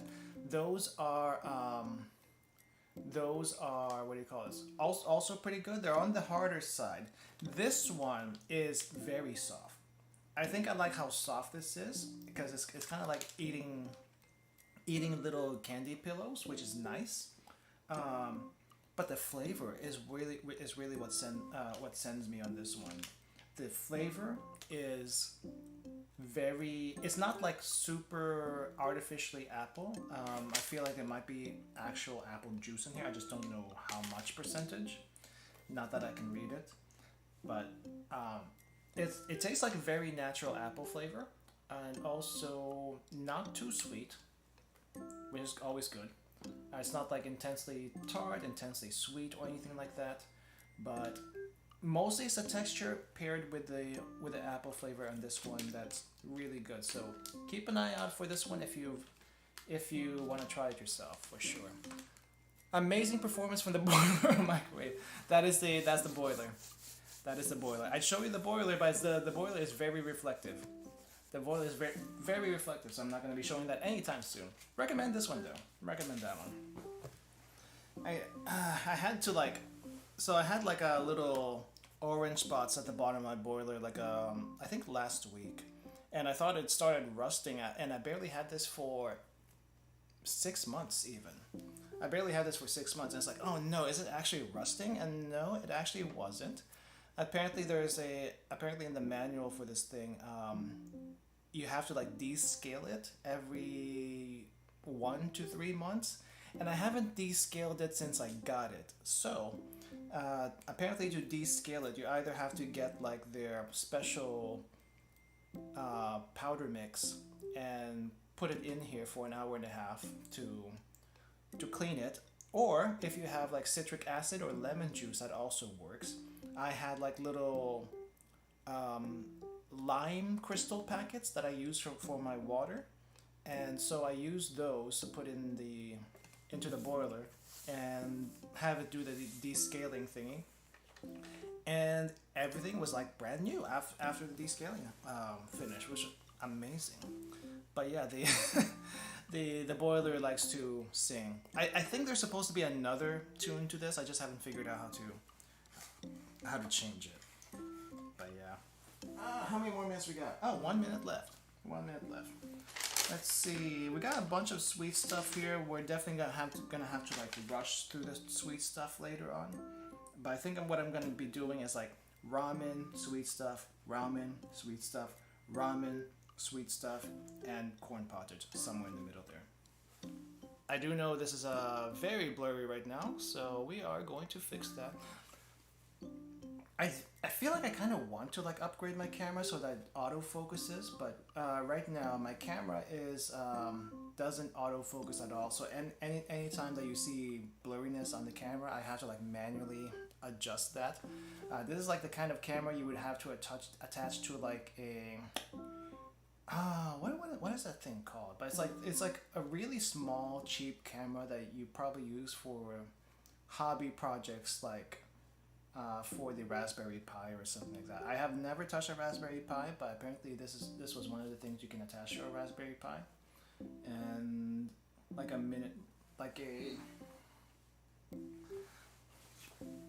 but it's like really good picture quality if you don't mind adjusting it all the time. It doesn't have any good lighting on it, so that's why we have lights over here. But yeah, more lights always better. A GoPro. I do have a GoPro, and I tried filming with a GoPro, but I don't have the, what do you call this? The cam link thing from Elgato to, what do you call this? To hook it up to the PC, and even then, the GoPro really only has one zoom setting, like I guess you can like crop it, but it really only has one zoom setting. It's also very wide, so you can't like it doesn't do autofocus or anything like that. It's like whatever is in front of it, um, or like if it's far enough, it's gonna be blurry, I think. But I tried it once and it didn't work out too well. But yeah, I think the GoPro is just gonna have to be reserved for when I'm actually out and about, um, for like filming and stuff like that. Especially when I'm on a trip. But maybe the GoPro. I know the GoPro that I have can stream directly to YouTube, but I don't know if I want to use it for streaming until I figure out the kinks in it. So you might, if you might see before the trip, if I do a GoPro test, you might see some, you might see some videos on YouTube doing the GoPro test. Maybe. I don't know if I'm gonna stream while I'm in Japan, but we'll see. That's still like 7 months away. Would be nice if I could do that though. Okay, so ramen. I do have like a smaller bowl here that I typically put the noodles into, but I think this bowl is okay. I do like being able to zoom, like I said. So you can't really zoom with the GoPro, and I don't mind. I don't mind doing the manual zoom. It's just sometimes it's a little tedious. Okay, so let's mix this all up first. Very dark broth, very dark soup here. So it's like I guess soy sauce and dashi put together. I think that's what this broth is like. Let's try it first. See if that nice. Ooh, that's nice. So this is definitely a fish broth type of flavor. Yep, it's definitely fish. It's probably bonito or something like that. It tastes stronger than regular bonito though, so there's probably something else added into here. I'm not entirely sure what it is, but the broth is nice. Very nice flavor. If you're not good with fishy flavors, it's not a strong fishy flavor, but it definitely has a little bit of a fishy aftertaste because it is dashi. Okay, so the tofu, the fried tofu, is small. I've had the ramen cups before where you have like a gigantic piece of fried tofu in the middle, and those are really good. But the tiny pieces of fried tofu is lacking. It's lacking a little something, but it's pretty bouncy, pretty chewy. Well, not chewy, but yeah, okay, chewy. It's a little chewy, but it's not a bad chewy. It's a good chewy. It's a good kind of chewy. I just wish there was more fried tofu in here. The noodles. Let's see about the noodles. There is some seaweed here, but I guess it's pointless to do the seaweed by itself because that's like part of the flavoring. Okay, let's try.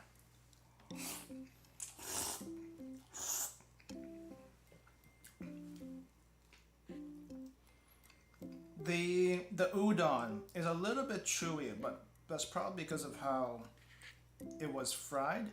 Because it doesn't taste air dried. It's probably because it was fried. But this is a pretty chewy piece of udon. I'm not used to chewy noodles, but it's not bad.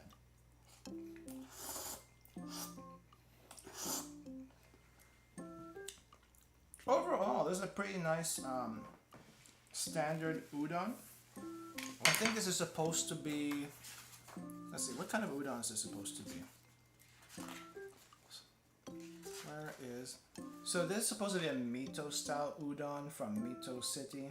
I don't know where Mito City is, but apparently they're like fried tofu, green onions, bonito flakes, and seaweed. So there's definitely bonito flavor in there. I can definitely taste that. It's more of a fish broth udon. So if you don't like fish, probably not for you. But if I get served this, or you get served this, it's not bad. I've had like a fish soba before, where it's actually like a giant bowl of soba noodles with really basic broth and like a giant piece of, what's it? Celery? Some kind of fish.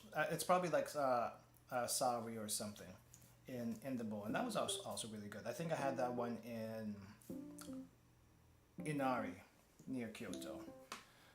There's revenge from the bad gum turned into broth, probably. Yeah, the fish got turned into broth. Well, I mean, it's not revenge. It's actually good, but if you don't like fish, it's not. It won't be good for you. I don't think so. Thought udon was supposed to be thicker or rounder. Yeah, actually. So I do have a different type of udon also. So there's this udon. This is like the instant udon, right? And then I have udon in the pantry. Let me grab that one really quick, because it's the udon I've been eating recently. Because I couldn't find the regular rounder udon that you're probably used to seeing, and I'm used to seeing.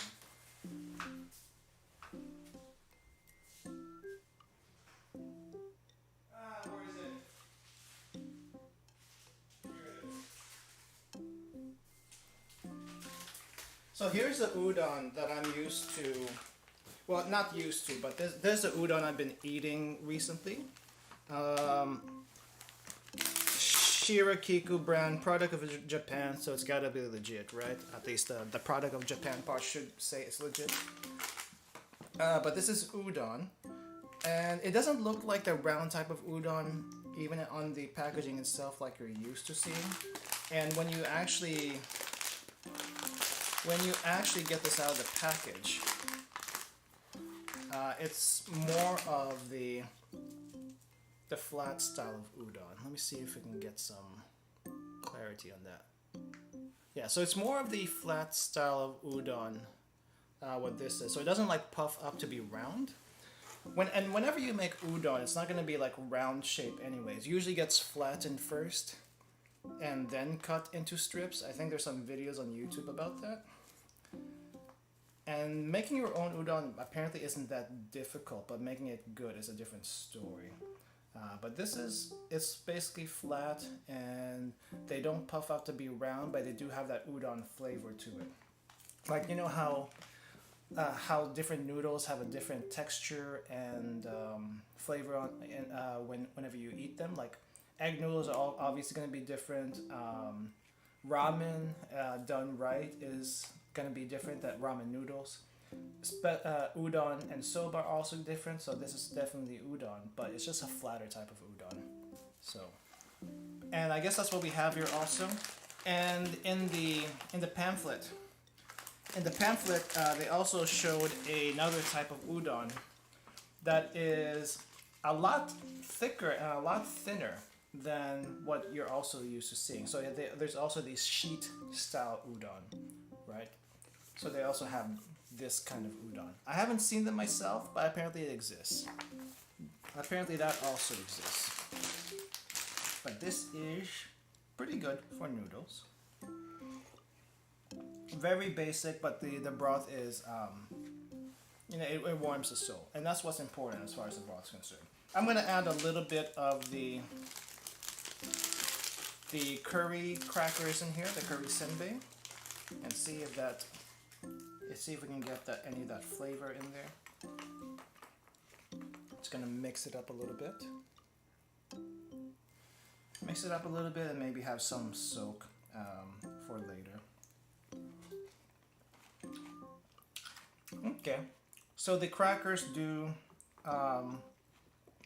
absorb the soup pretty quickly. They don't get soft super fast, but there's a little bit of crunch still even after like 30 seconds.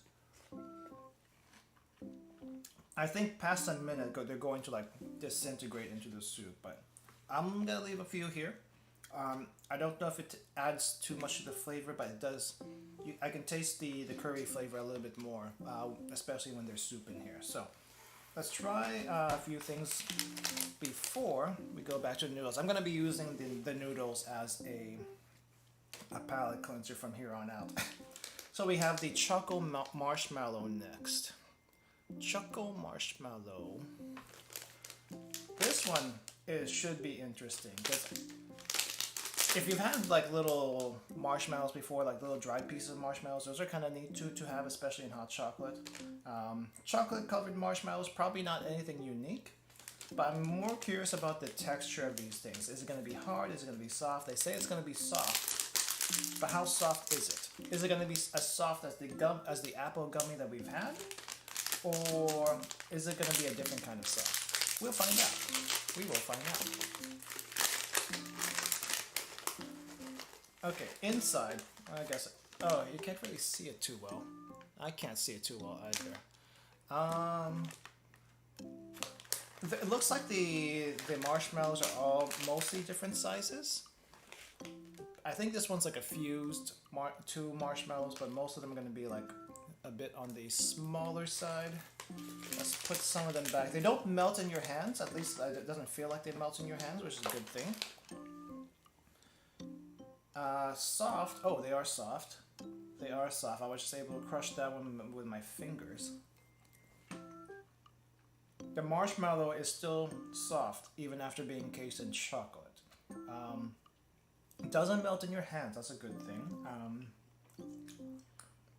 Actually, this is just regular marshmallows in chocolate. I think the marshmallow itself, though, might be a little bit less chewy, a little bit less bouncy than the American marshmallows. But I guess with the American marshmallows, depending on how big they are, I guess the bigger ones are a little bit more chewy, a little bit more bouncy. I haven't had the small ones in a while, so I can't really say. Oh, there it is. It's melting just a little bit. It's melting just a little bit in my hands, but if it takes a good minute before that does happen. The chocolate itself is just regular milk chocolate. Overall, it's just a nice small dessert to have. I don't think there's anything too special about this, but if you put this into your hot chocolate or coffee, that might be a little flavor booster for you. You know, hot chocolate coffee, some marshmallows, and chocolate marshmallows, for that matter, might be nice. Might be nice. Okay, palate cleanser right now. Nice. I always look forward to these ramen portions of the box because I eat so many sweet stuff from the box that I need to rehydrate with some salt, and salt is nice.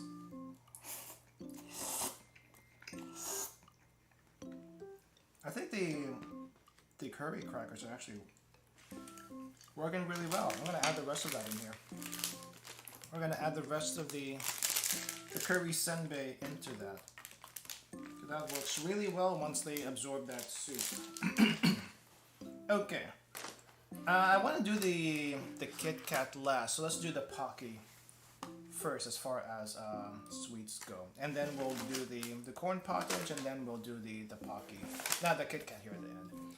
I love having hot chocolate for breakfast. Hot chocolate for breakfast is nice, especially if it's cold outside. Anything warm is nice, but hot chocolate for breakfast in the morning, especially when it's cold, just warms your soul. And that's really good. Like it can be the cheapest hot chocolate in the world, and it's still gonna be good because it's just a chocolate bit. But if you haven't made hot chocolate with milk of any kind, you can do like you can do it with regular milk or soy milk, milk of your choice. Something with a little bit more fat in it. Probably might be recommended, but I guess soy. I think almond milk is pretty good with hot chocolate too. But something milky, something creamy with hot chocolate is even better than just water. Water, if you can't get any milk for your hot chocolate, but hot chocolate and milk, always great. Always great. Okay, Pocky, standard box. Blueberry though, not a very usual flavor outside of Japan, for sure. Oh, the back here is a little bit different.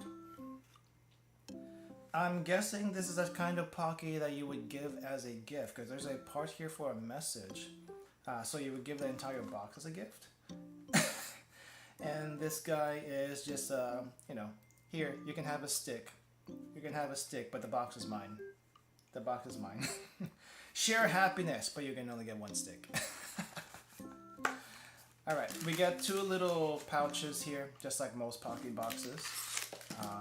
I think most Pocky boxes, even the smaller ones, have like two little pouches of stuff. Share happiness though. Share the happiness, people. You love watery hot chocolate? I guess some people do like it. It's definitely not my first choice, but if you like it, you like it. Yeah, if you like it, you like it. I just feel it's a little too thin. Unless the chocolate that you're using already is pretty thick, then maybe watery hot chocolate might not be such a bad idea. Okay. Ooh. It smells berry, but I don't know if it smells like blueberry. It smells more like strawberries to me. But then again, when was the last time you tried to smell a blueberry? I don't know when the last time I tried to smell a blueberry was, but I don't feel like blueberry has a particular smell or flavor, to be honest. I've eaten blueberries before, but they just kind of taste like little watery berries. At least with strawberry, yeah, they're kind of watery, they're kind of fresh, or a little bit tart. With blueberries, I don't know. I don't know if there's a particular flavor with them. Maybe you can tell me what a blueberry is actually supposed to taste like, because I can't tell. However, for this one, we have a Kit Kat, and they are all gonna be looking pretty much the same. Look at that detail. Look at the detail.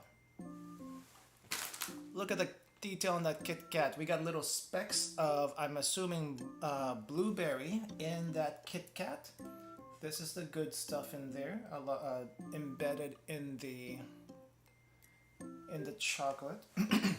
If you have the good strawberry Kit Kat, you also have a similar thing. I think some of these strawberry Kit Kat ones, strawberry Pocky ones, will have bigger chunks of strawberry stuck into the Pocky, and those are really nice, really nice. Blueberry just tastes sour with a hint of flavor. I don't think they taste sour. They're definitely on the sweeter side, but I don't know if they taste sour particularly. I don't think you went to a good supermarket. They taste sweet and fresh. Yeah, I do feel like they're supposed to be sweet, but I don't know. They do taste fresh-ish, but I don't know about, like, is there a particular flavor? We'll find out. But if there's no smell, you smell the berry without breaking it. I don't think we can do that. Well, I mean, at least before you buy it anyway. Before you buy it anyway. Okay, let's try the blueberry Pocky. Let's see how this goes.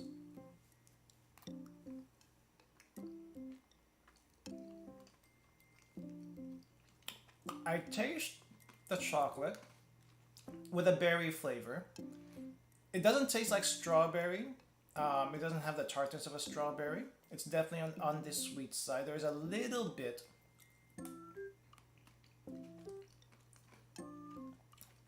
There's a tiny bit of tartness, but it's not as strong as a strawberry. I'm guessing this is what a blueberry tastes like. I'm guessing this is what a blueberry tastes like. It tastes pretty nice. This does taste pretty nice. Actually, no. Yeah. I guess that's kind of what a blueberry tastes like. I've had blueberries before. I need to get fresh blueberries at some point, just to remind myself what they taste like. I don't normally get blueberries. They're kind of expensive for berries, you know. I mean, strawberries are also kind of expensive sometimes, but blueberries more so. The strawberries we get around here are more tart and not very sweet. Rarely do you get sweet strawberries, but I do know sweet strawberries exist. For blueberries, they're definitely on the sweeter side, not as tart. Yeah, I guess it just, maybe they're not in season. That might also be a thing. We get so many fruits and stuff that's out of season that no one knows what they're supposed to taste like anymore. But this is pretty good though. Pretty good. Chocolate, white chocolate, more than likely, with a nice sweet berry aftertaste. That's what this Pocky is. I'm guessing the little bits here is a berry flavoring or little bits of berries. But this is pretty good. What I forgot to mention apparently is if you look at the maybe this isn't a good example. This is a better example. So on the packaging, you can kind of see it. You can kind of see on the packaging, but if you look at the Pocky from above, you get a little heart. You get a little heart to share the happiness with everyone. Also, it looks like there might be a little bit of a space between this. So if you add this to like hot chocolate again, I don't know if this would work well with coffee, but definitely hot chocolate, maybe some warm milk even. Maybe try to use it as a straw. I'm gonna try it after the stream. But you might be able to use this as a straw also. Not sure, but you could try. I'm gonna try. Okay. So Pocky, always good. Straw, blueberry Pocky. Nice change of pace. And the noodles are getting soggy. I should have taken the noodles out. Okay, noodles.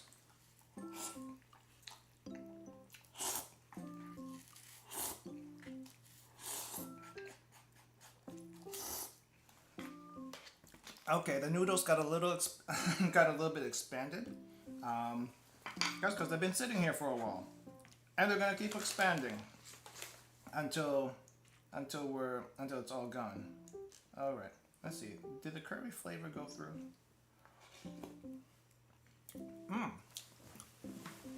Yep, those curry senbei are really good in the soup.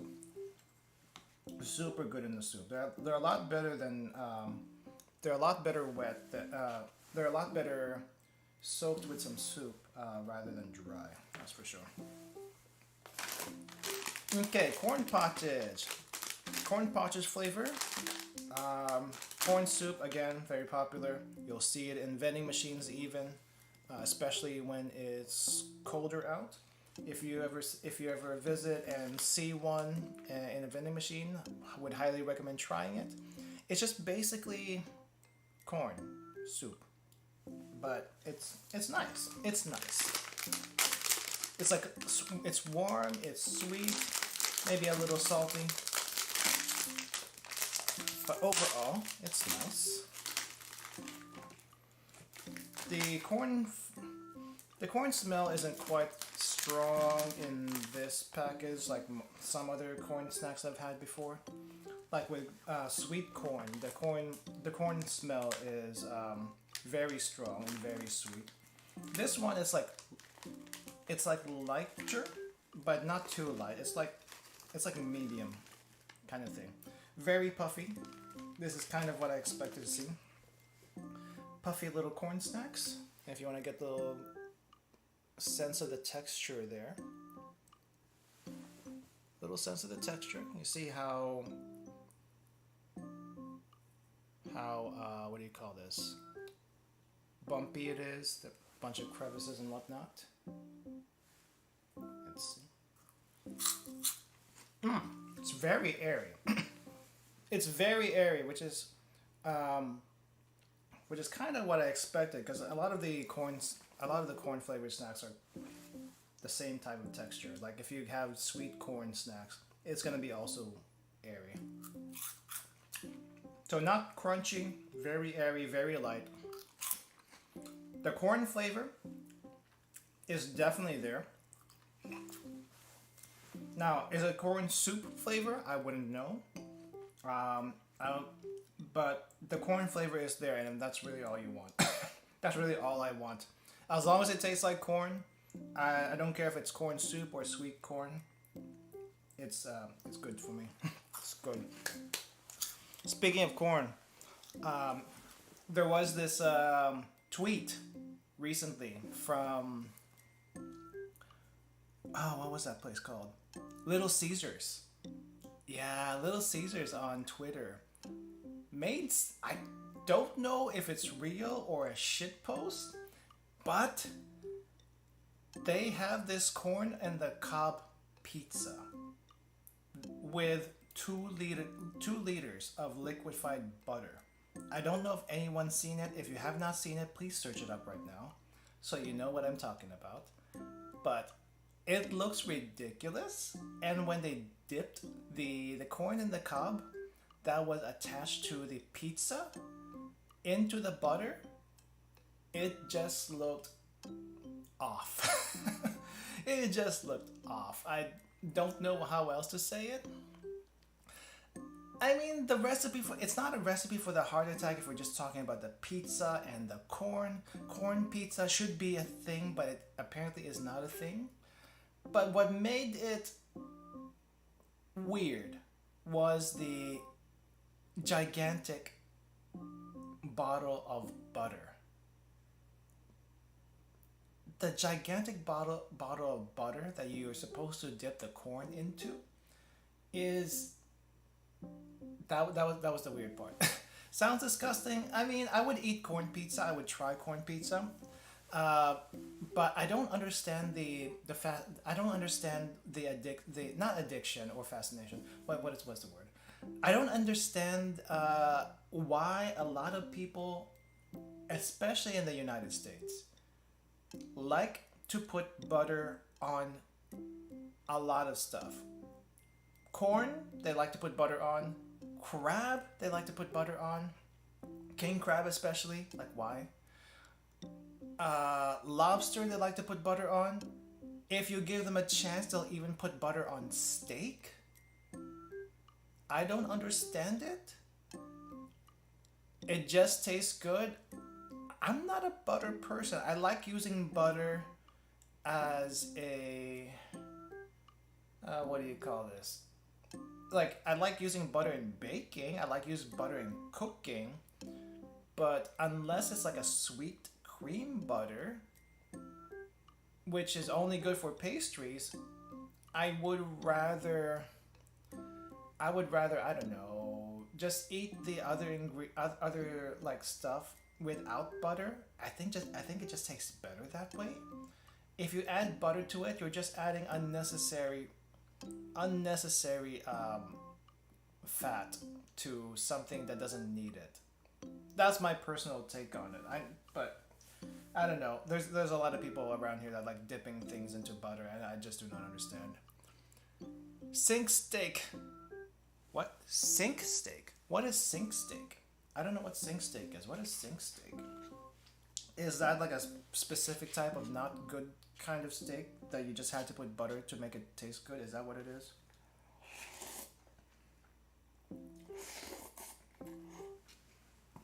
Because that's what it sounds like.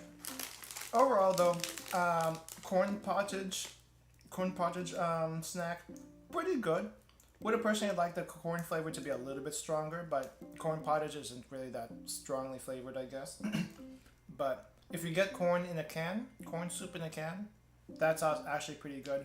This as a chip, I guess, it's all right. It's all right. I've had better corn flavored snacks before, but this is all right as far as corn flavored snacks go. A steak cooked in a hot water of a sink. Why? That sounds like sous vide, to be honest. Like cooking steak in in like hot water, sous vide. We've done that before. I've done it before. I don't think that's an unusual method, but you need to like put a plastic wrap on it if you're gonna cook it that way. I mean, it's not a bad method of cooking. But why? Why would you put butter on steak? I don't think it needs it. I honestly don't think it needs it. You can put other stuff on it. Why butter? TikTok trend. I hate TikTok. I hate TikTok sometimes. No, 90% of the time I hate TikTok. Just because the random stuff they do just to get views because how ridiculous it looks is sometimes damaging to a lot of people. It's just damaging to a lot of people. I mean, you can blame them for the Tide Pod thing. You can blame them for a bunch of hurtful things. There's also misinformation being spewed on there all the time. I mean, there's also misinformation on YouTube and anywhere in social media, to be honest. But TikTok is just so. The TikTok is just so widespread. Like adults can at least try to reason what they're seeing with, but if you show a TikTok to anyone like college and younger, especially the younger ones, those are the ones I fear for. Kids are impressionable, very very impressionable. They will copy anything they see, and if they see a TikTok that looks interesting to them and it's kind of dangerous, people could get hurt. Tide Pods especially was one of the worst ones. Pilk is not bad. Pilk actually is not a bad thing. I drank Pilk and I say thumbs up to Pilk. There's some good things that come from TikTok, but like 9 times out of 10, it's just not good. It's just not good. I mean, I don't go to TikTok. I don't go to TikTok at all. I tried using TikTok to like post videos and stuff, and I just never could get into doing that. Again, I don't like making videos. I barely make videos for this channel to begin with, like shorts or even regular videos. So making one for TikTok too was time consuming, and I did not like it. And also, it's so random. The algorithm for TikTok is so random. But I did see some interesting stuff over there. Couple comedy was one. I don't know how I got that, but I got couple comedy, which was pretty funny. There's some good cooking places in TikTok that do like food hacks or food done really really well. Those are pretty nice. But the stuff that trends are not typically those. The stuff that trends are the ones that look so out there that you want to try it, but some of the stuff you shouldn't, is all I'm saying. Yeah, they do. I mean, I think we're all like that even as you grow older, much less so as you grow older, but kids especially, those are the ones I fear for. Monkeys are much smarter than that. They're ancestors as well. Oh my gosh. Oh well. Not gonna comment on that one. Anyway, Melon Kit Kat. Excited for this. Hopefully it's as good as I think it's going to be. Nothing in particular in the back, just advertising the other Kit Kats again, as they have normal Kit Kat, dark chocolate Kit Kat, matcha Kit Kat, and if you haven't had wheat Kit Kat before, try giving wheat Kit Kat try giving wheat Kit Kat a chance, because wheat Kit Kat, as weird as that might sound, it's like, why would you want to taste? Why would you want to eat a Kit Kat that tastes like crackers? Why not? Crackers are nice. Wheat Kit Kat, get it. It's good. It's actually really good. Haven't had it in a while, but it's actually really good. Anyway, melon Kit Kat for today. Japan loves the matcha. I don't think it's so much that Japan loves the matcha. They do use it in a lot of things, but I think in Japan itself, matcha is originally just done for, what do you call this? Like ritual purposes, like, tea ceremonies, that kind of thing. And then when the tourists flooded in, this is my theory. I don't have anything to back this up, but this seems the most likely reason. When tourists came in and they had matcha, they liked it so much that they started using matcha on everything and experimenting more with matcha outside of the tea ceremonies and stuff, which is kind of good, which is kind of neat. But I think it's because of the when tourism started in Japan, they did more matcha stuff, and then you have a bunch of different matcha flavors, and now it is what it is. I think that's a theory. That's my theory because I feel like before the tourists flooded in, they didn't use it much outside of that. Maybe they did, but the tourist theory sounds more plausible, at least to me. To me, anyway. Okay. So I don't think this is gonna have anything different on the packages. Usually the Kit Kats have like different designs or messages. So I'm just gonna empty this out and see what we get. See if there's anything different with all the message. Okay, so there are like different little messages on here. Let's see. So some of them have little different messages. Some of them have the melon on it. Others don't have the melon, but little different messages. You can give this out to like friends and stuff. Oh, this one actually has a whole melon. So I do appreciate Kit Kat for like having little different packaging for each of their little servings here, because that way you can just give them as gifts and you can also write the messages in the back. Same standard Kit Kat stuff, at least for Japan. Outside of Japan, I don't think you see it as much. Especially like, you know, American Kit Kat doesn't have the whole gift giving tradition as far as this is concerned. But yeah, this is basically just like some nice stuff that you want to encourage people with. Okay, let's see. Ooh, that is very cantaloupe-y. Yeah, so this is a cantaloupe type melon. I don't know if there's a specific type of melon that they have on here. It just says melon. Normally though, if you see this type of melon on a packaging, that's usually called a yubari melon, I think. Yubari melon is, I think, from the city of Yubari, which is, I want to say, up north in Japan. I don't know where specifically. But Yubari melon is a very expensive type of melon. Very sweet. I think you're also only likely to have it as a gift for someone. Japan likes giving fruits as gifts for some reason, but they do have a lot of gift fruits. Like, you know how you would give someone a fruit basket as a gift for a get well thing. In Japan they have like, if you just want to give a gift, get a really expensive fruit. And they have those really expensive fruits, which taste super, super sweet.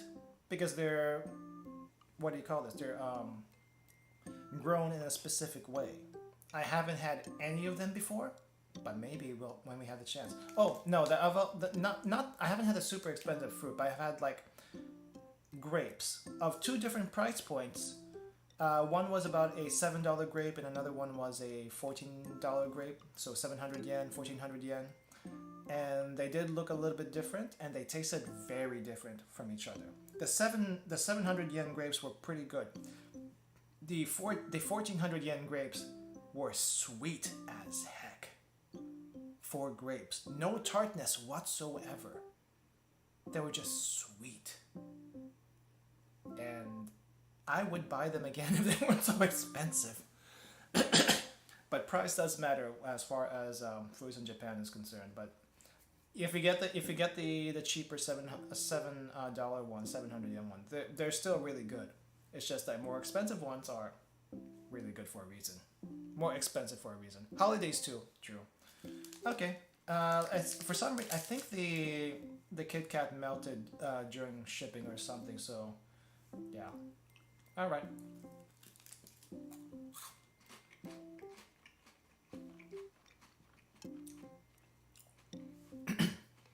It's not bad.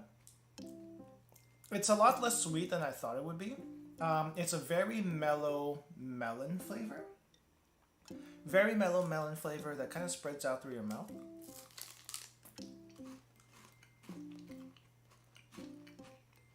It's like eating a nice piece of cantaloupe, honestly, in Kit Kat form. A nice piece of cantaloupe in Kit Kat form, not too sweet. If you actually have the fruit, it's probably going to be sweeter. But for a Kit Kat, this is pretty good. I won't say it's my favorite Kit Kat. It's definitely, but it's up there though. I think so far my favorite Kit Kat is going to have to be Well, did we have an apple Kit Kat one time? I feel like we had an apple Kit Kat, or maybe I've tried an apple Kit Kat before. That was really, really good. I like that one. Melon Kit Kat would probably be a couple of steps below apple, I feel like. But overall, this is still pretty good. A lot better than the mochi Kit Kat we had last time. The mochi Kit Kat was no. No on the mochi Kit Kat. Ever. If I see mochi Kit Kat again, it'll be too soon. Be too soon. Okay, that's everything for the box. We have one more thing that we need to try, and that is the drink. That is the drink that has been patiently waiting in the cooler for the past... Oh my gosh. We went 2.5 hours? That is pretty long for a snack stream. I think I got off on a tangent on a few things. That's probably why it's longer than usual. Okay. But here we have the Sangria orange juice. It's not, I don't think it's orange soda. It does have 20% juice in this can. Pretty darn small. What is this? 100 mils? 100 grams, so I'm gonna guess it's about 100 mils. I don't know if it has pulp. It shows a lot of pulp on the can, but I don't think it has pulp. Japan doesn't usually like pulp in their things. I like pulp. Do you guys like pulp? I like as much pulp as possible in my orange juice especially. Time flies when doing a food review. I know, right? When you do cooking, when you do food, and you're just talking at the same time, time flies. Oh, there is pulp here. Yeah, there is pulp here. It's definitely orange juice. It's not orange soda, it's orange juice. Oh, this way. I was in the wrong spot. Interesting. Okay, it's not very heavy pulp. And the pulp I'm used to seeing around here is like crushed pulp. This is like... the pulp is still whole. The pulp is still fairly whole. And I don't think I can get a good shot on that. I don't think I can get a good shot on that. I'm gonna try to angle this a little bit. Hold up. I'm gonna try to angle this a little bit so you can see it. I hope I do not dox myself. Hope do not dox myself. Okay, angled.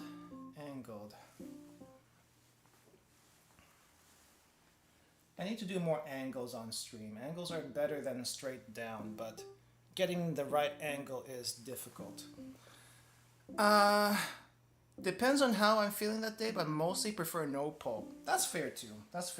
I like chewing. I just like chewing on my orange juice. That's a personal preference.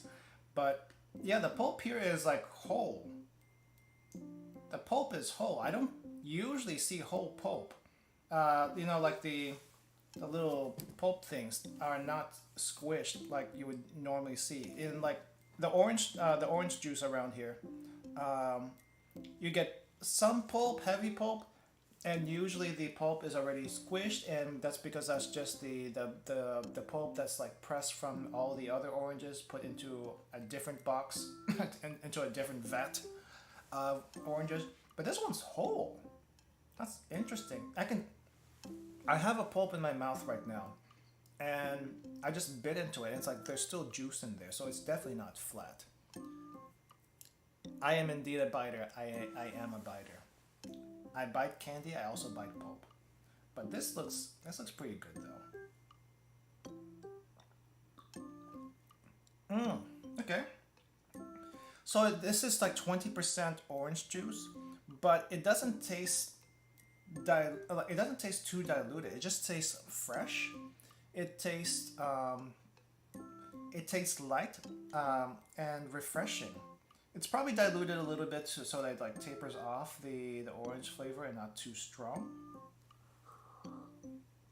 But this is just a nice refreshing juice to have.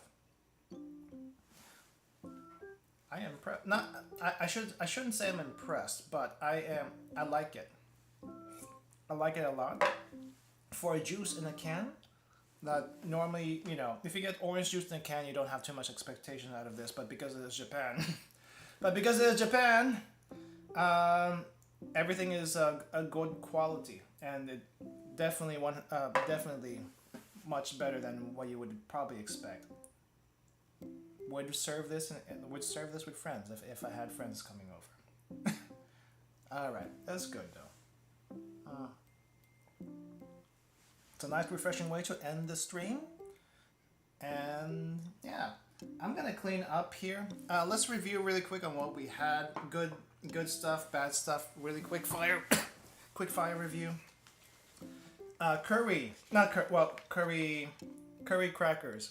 Okay by themselves, better in soup. Would recommend.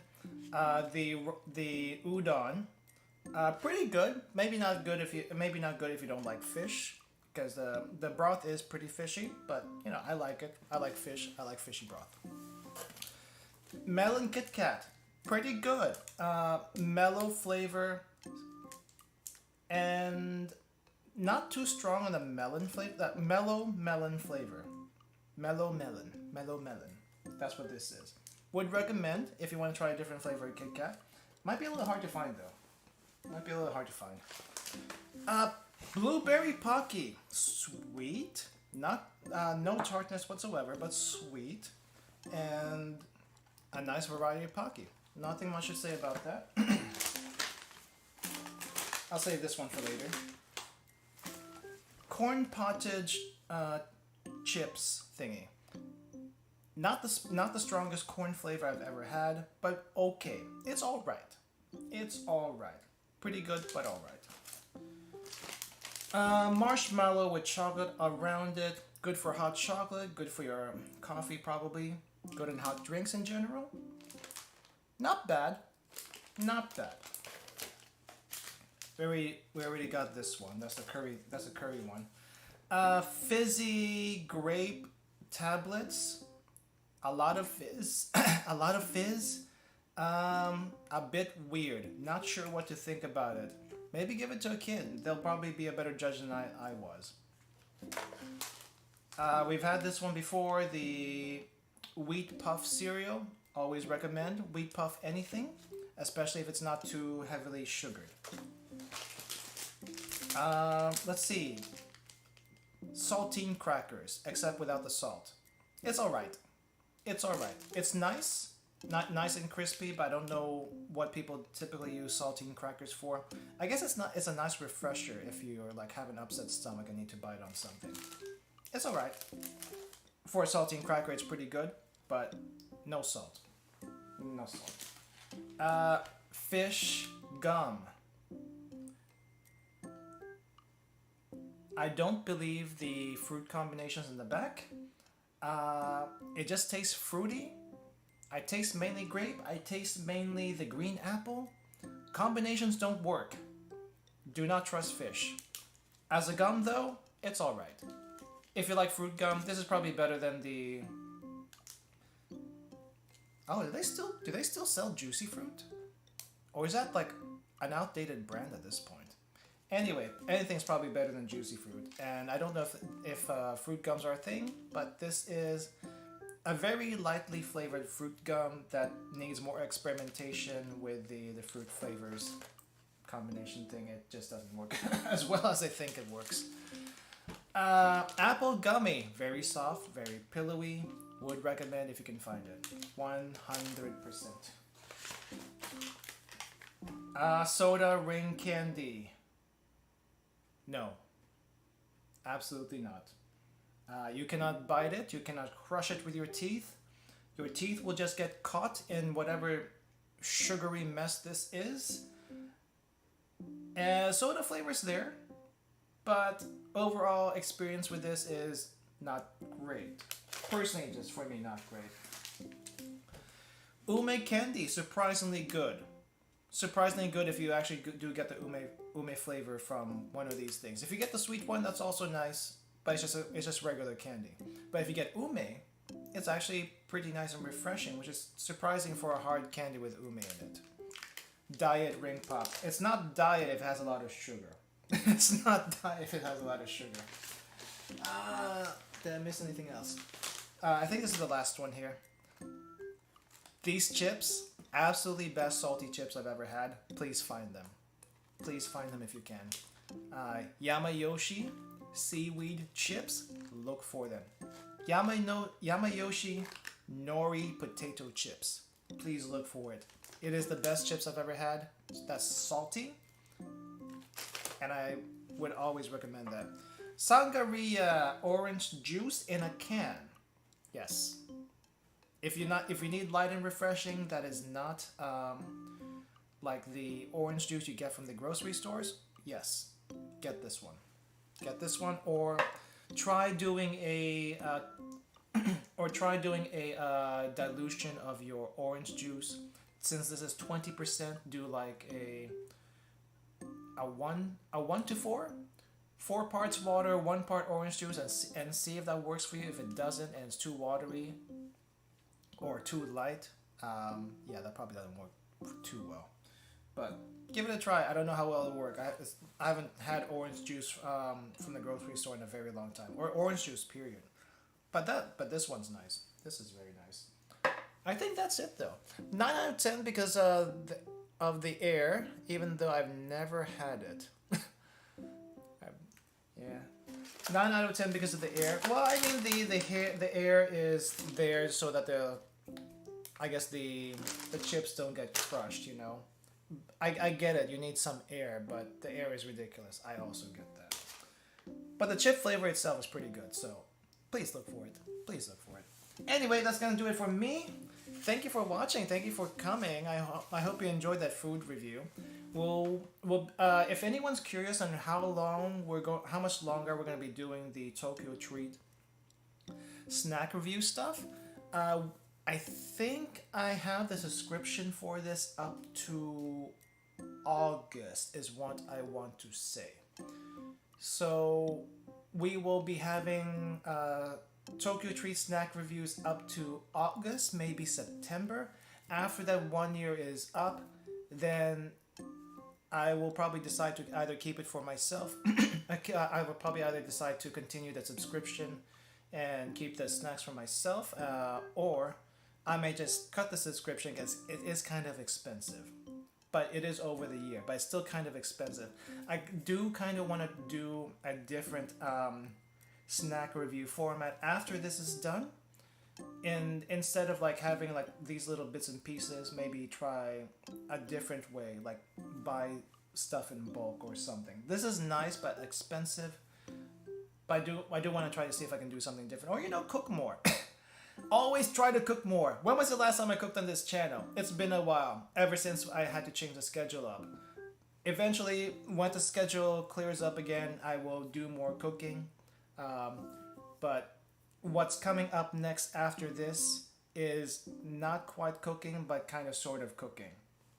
So, well, in the next couple of weeks, because next week on Saturday is going to be Mahjong. So we're alternating food and Mahjong, and I need to find the time to just talk about Japan stuff, which I don't want to put in place of food and Mahjong, at least in that rotation, so it's probably going to be a separate day by itself. Maybe on a weekday, because the weekend is kind of full right now, but I don't want to wait for the weekend to clear up before I move that stuff into a weekend, you know. We need to be able to talk. We need to be able to talk in the middle of the week too, when we're not doing like games and stuff. So, yeah, it is kind of expensive. I may have a suggestion for food review. Please, if you have a suggestion for any food review or snacks that you want me to try, even while we have all this other stuff, comment in the leave a comment after the stream is over, and I will look into it, get some ideas from you guys, and then. If there, let's say a snack box is late, we can do that also in the middle. Or, you know, I can cook again. I can cook again. I just need to find time to cook. You know, that kind of thing will do. Yeah. Any suggestions, what you like, what you didn't like, that kind of stuff, anything at all in the comments, please leave a comment. I don't normally ask you guys to leave a comment, but please, anything food, travel related, anything related to the stream, please leave a comment. It helps me figure out what to do next, and also it's nice to see some comments after the stream.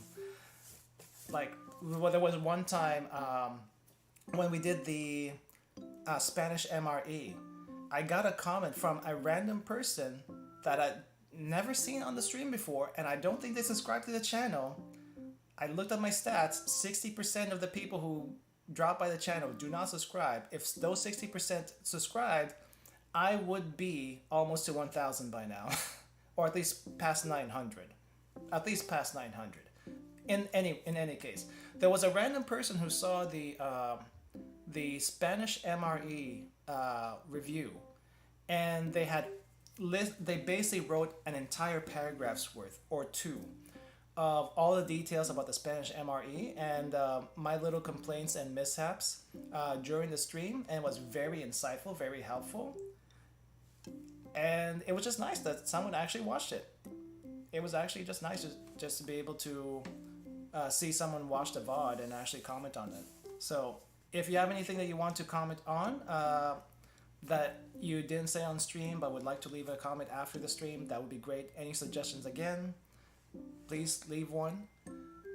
Yeah, months since you last has it been months? It hasn't been months. It's March. I feel like I cooked last month. I feel like I cooked last month, or at least maybe the yeah, I feel like I cooked at least last month in February. I know I cooked in January. I know I may have cooked in February. I know I'm not cooking this month. There's just no time for it. There's just no time for it. And I know there's a few recipes I want to cook on stream. But I need to clear up what mess I got myself into on the schedule. Jeez. I wasn't initially I wasn't sure if I was gonna stream Ryza next week, but Ryza is on the schedule, so it's like, okay, Ryza's on the schedule. I think that's gonna take up more time now. Yakuza is still on the schedule, at least for a month or two, because it's just gonna take that long to finish it up. Saturdays I do want to reserve to food and mahjong, so it's gonna be food and mahjong on Saturday until we just don't do it anymore or something. Sundays, tomorrow, more Dyson Sphere, because that's the only time I can do Dyson Sphere now.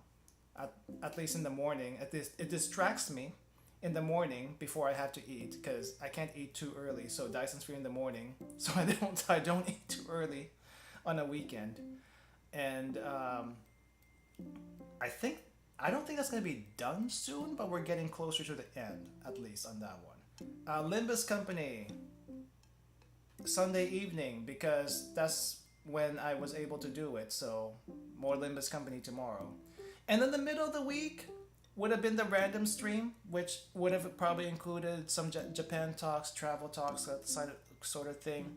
But I guess I also do games and stuff there. And Ryza is going to be taking up a slot on that. Maybe even add another slot to that, depending on how I want to play the game. So Ryza is planned at least once a week, but some weeks I might have 2 Ryzas in a week, because if it was just me playing Ryza on my own time, I would have finished that game in a week tops. 1 week is 5 days even. 5 days.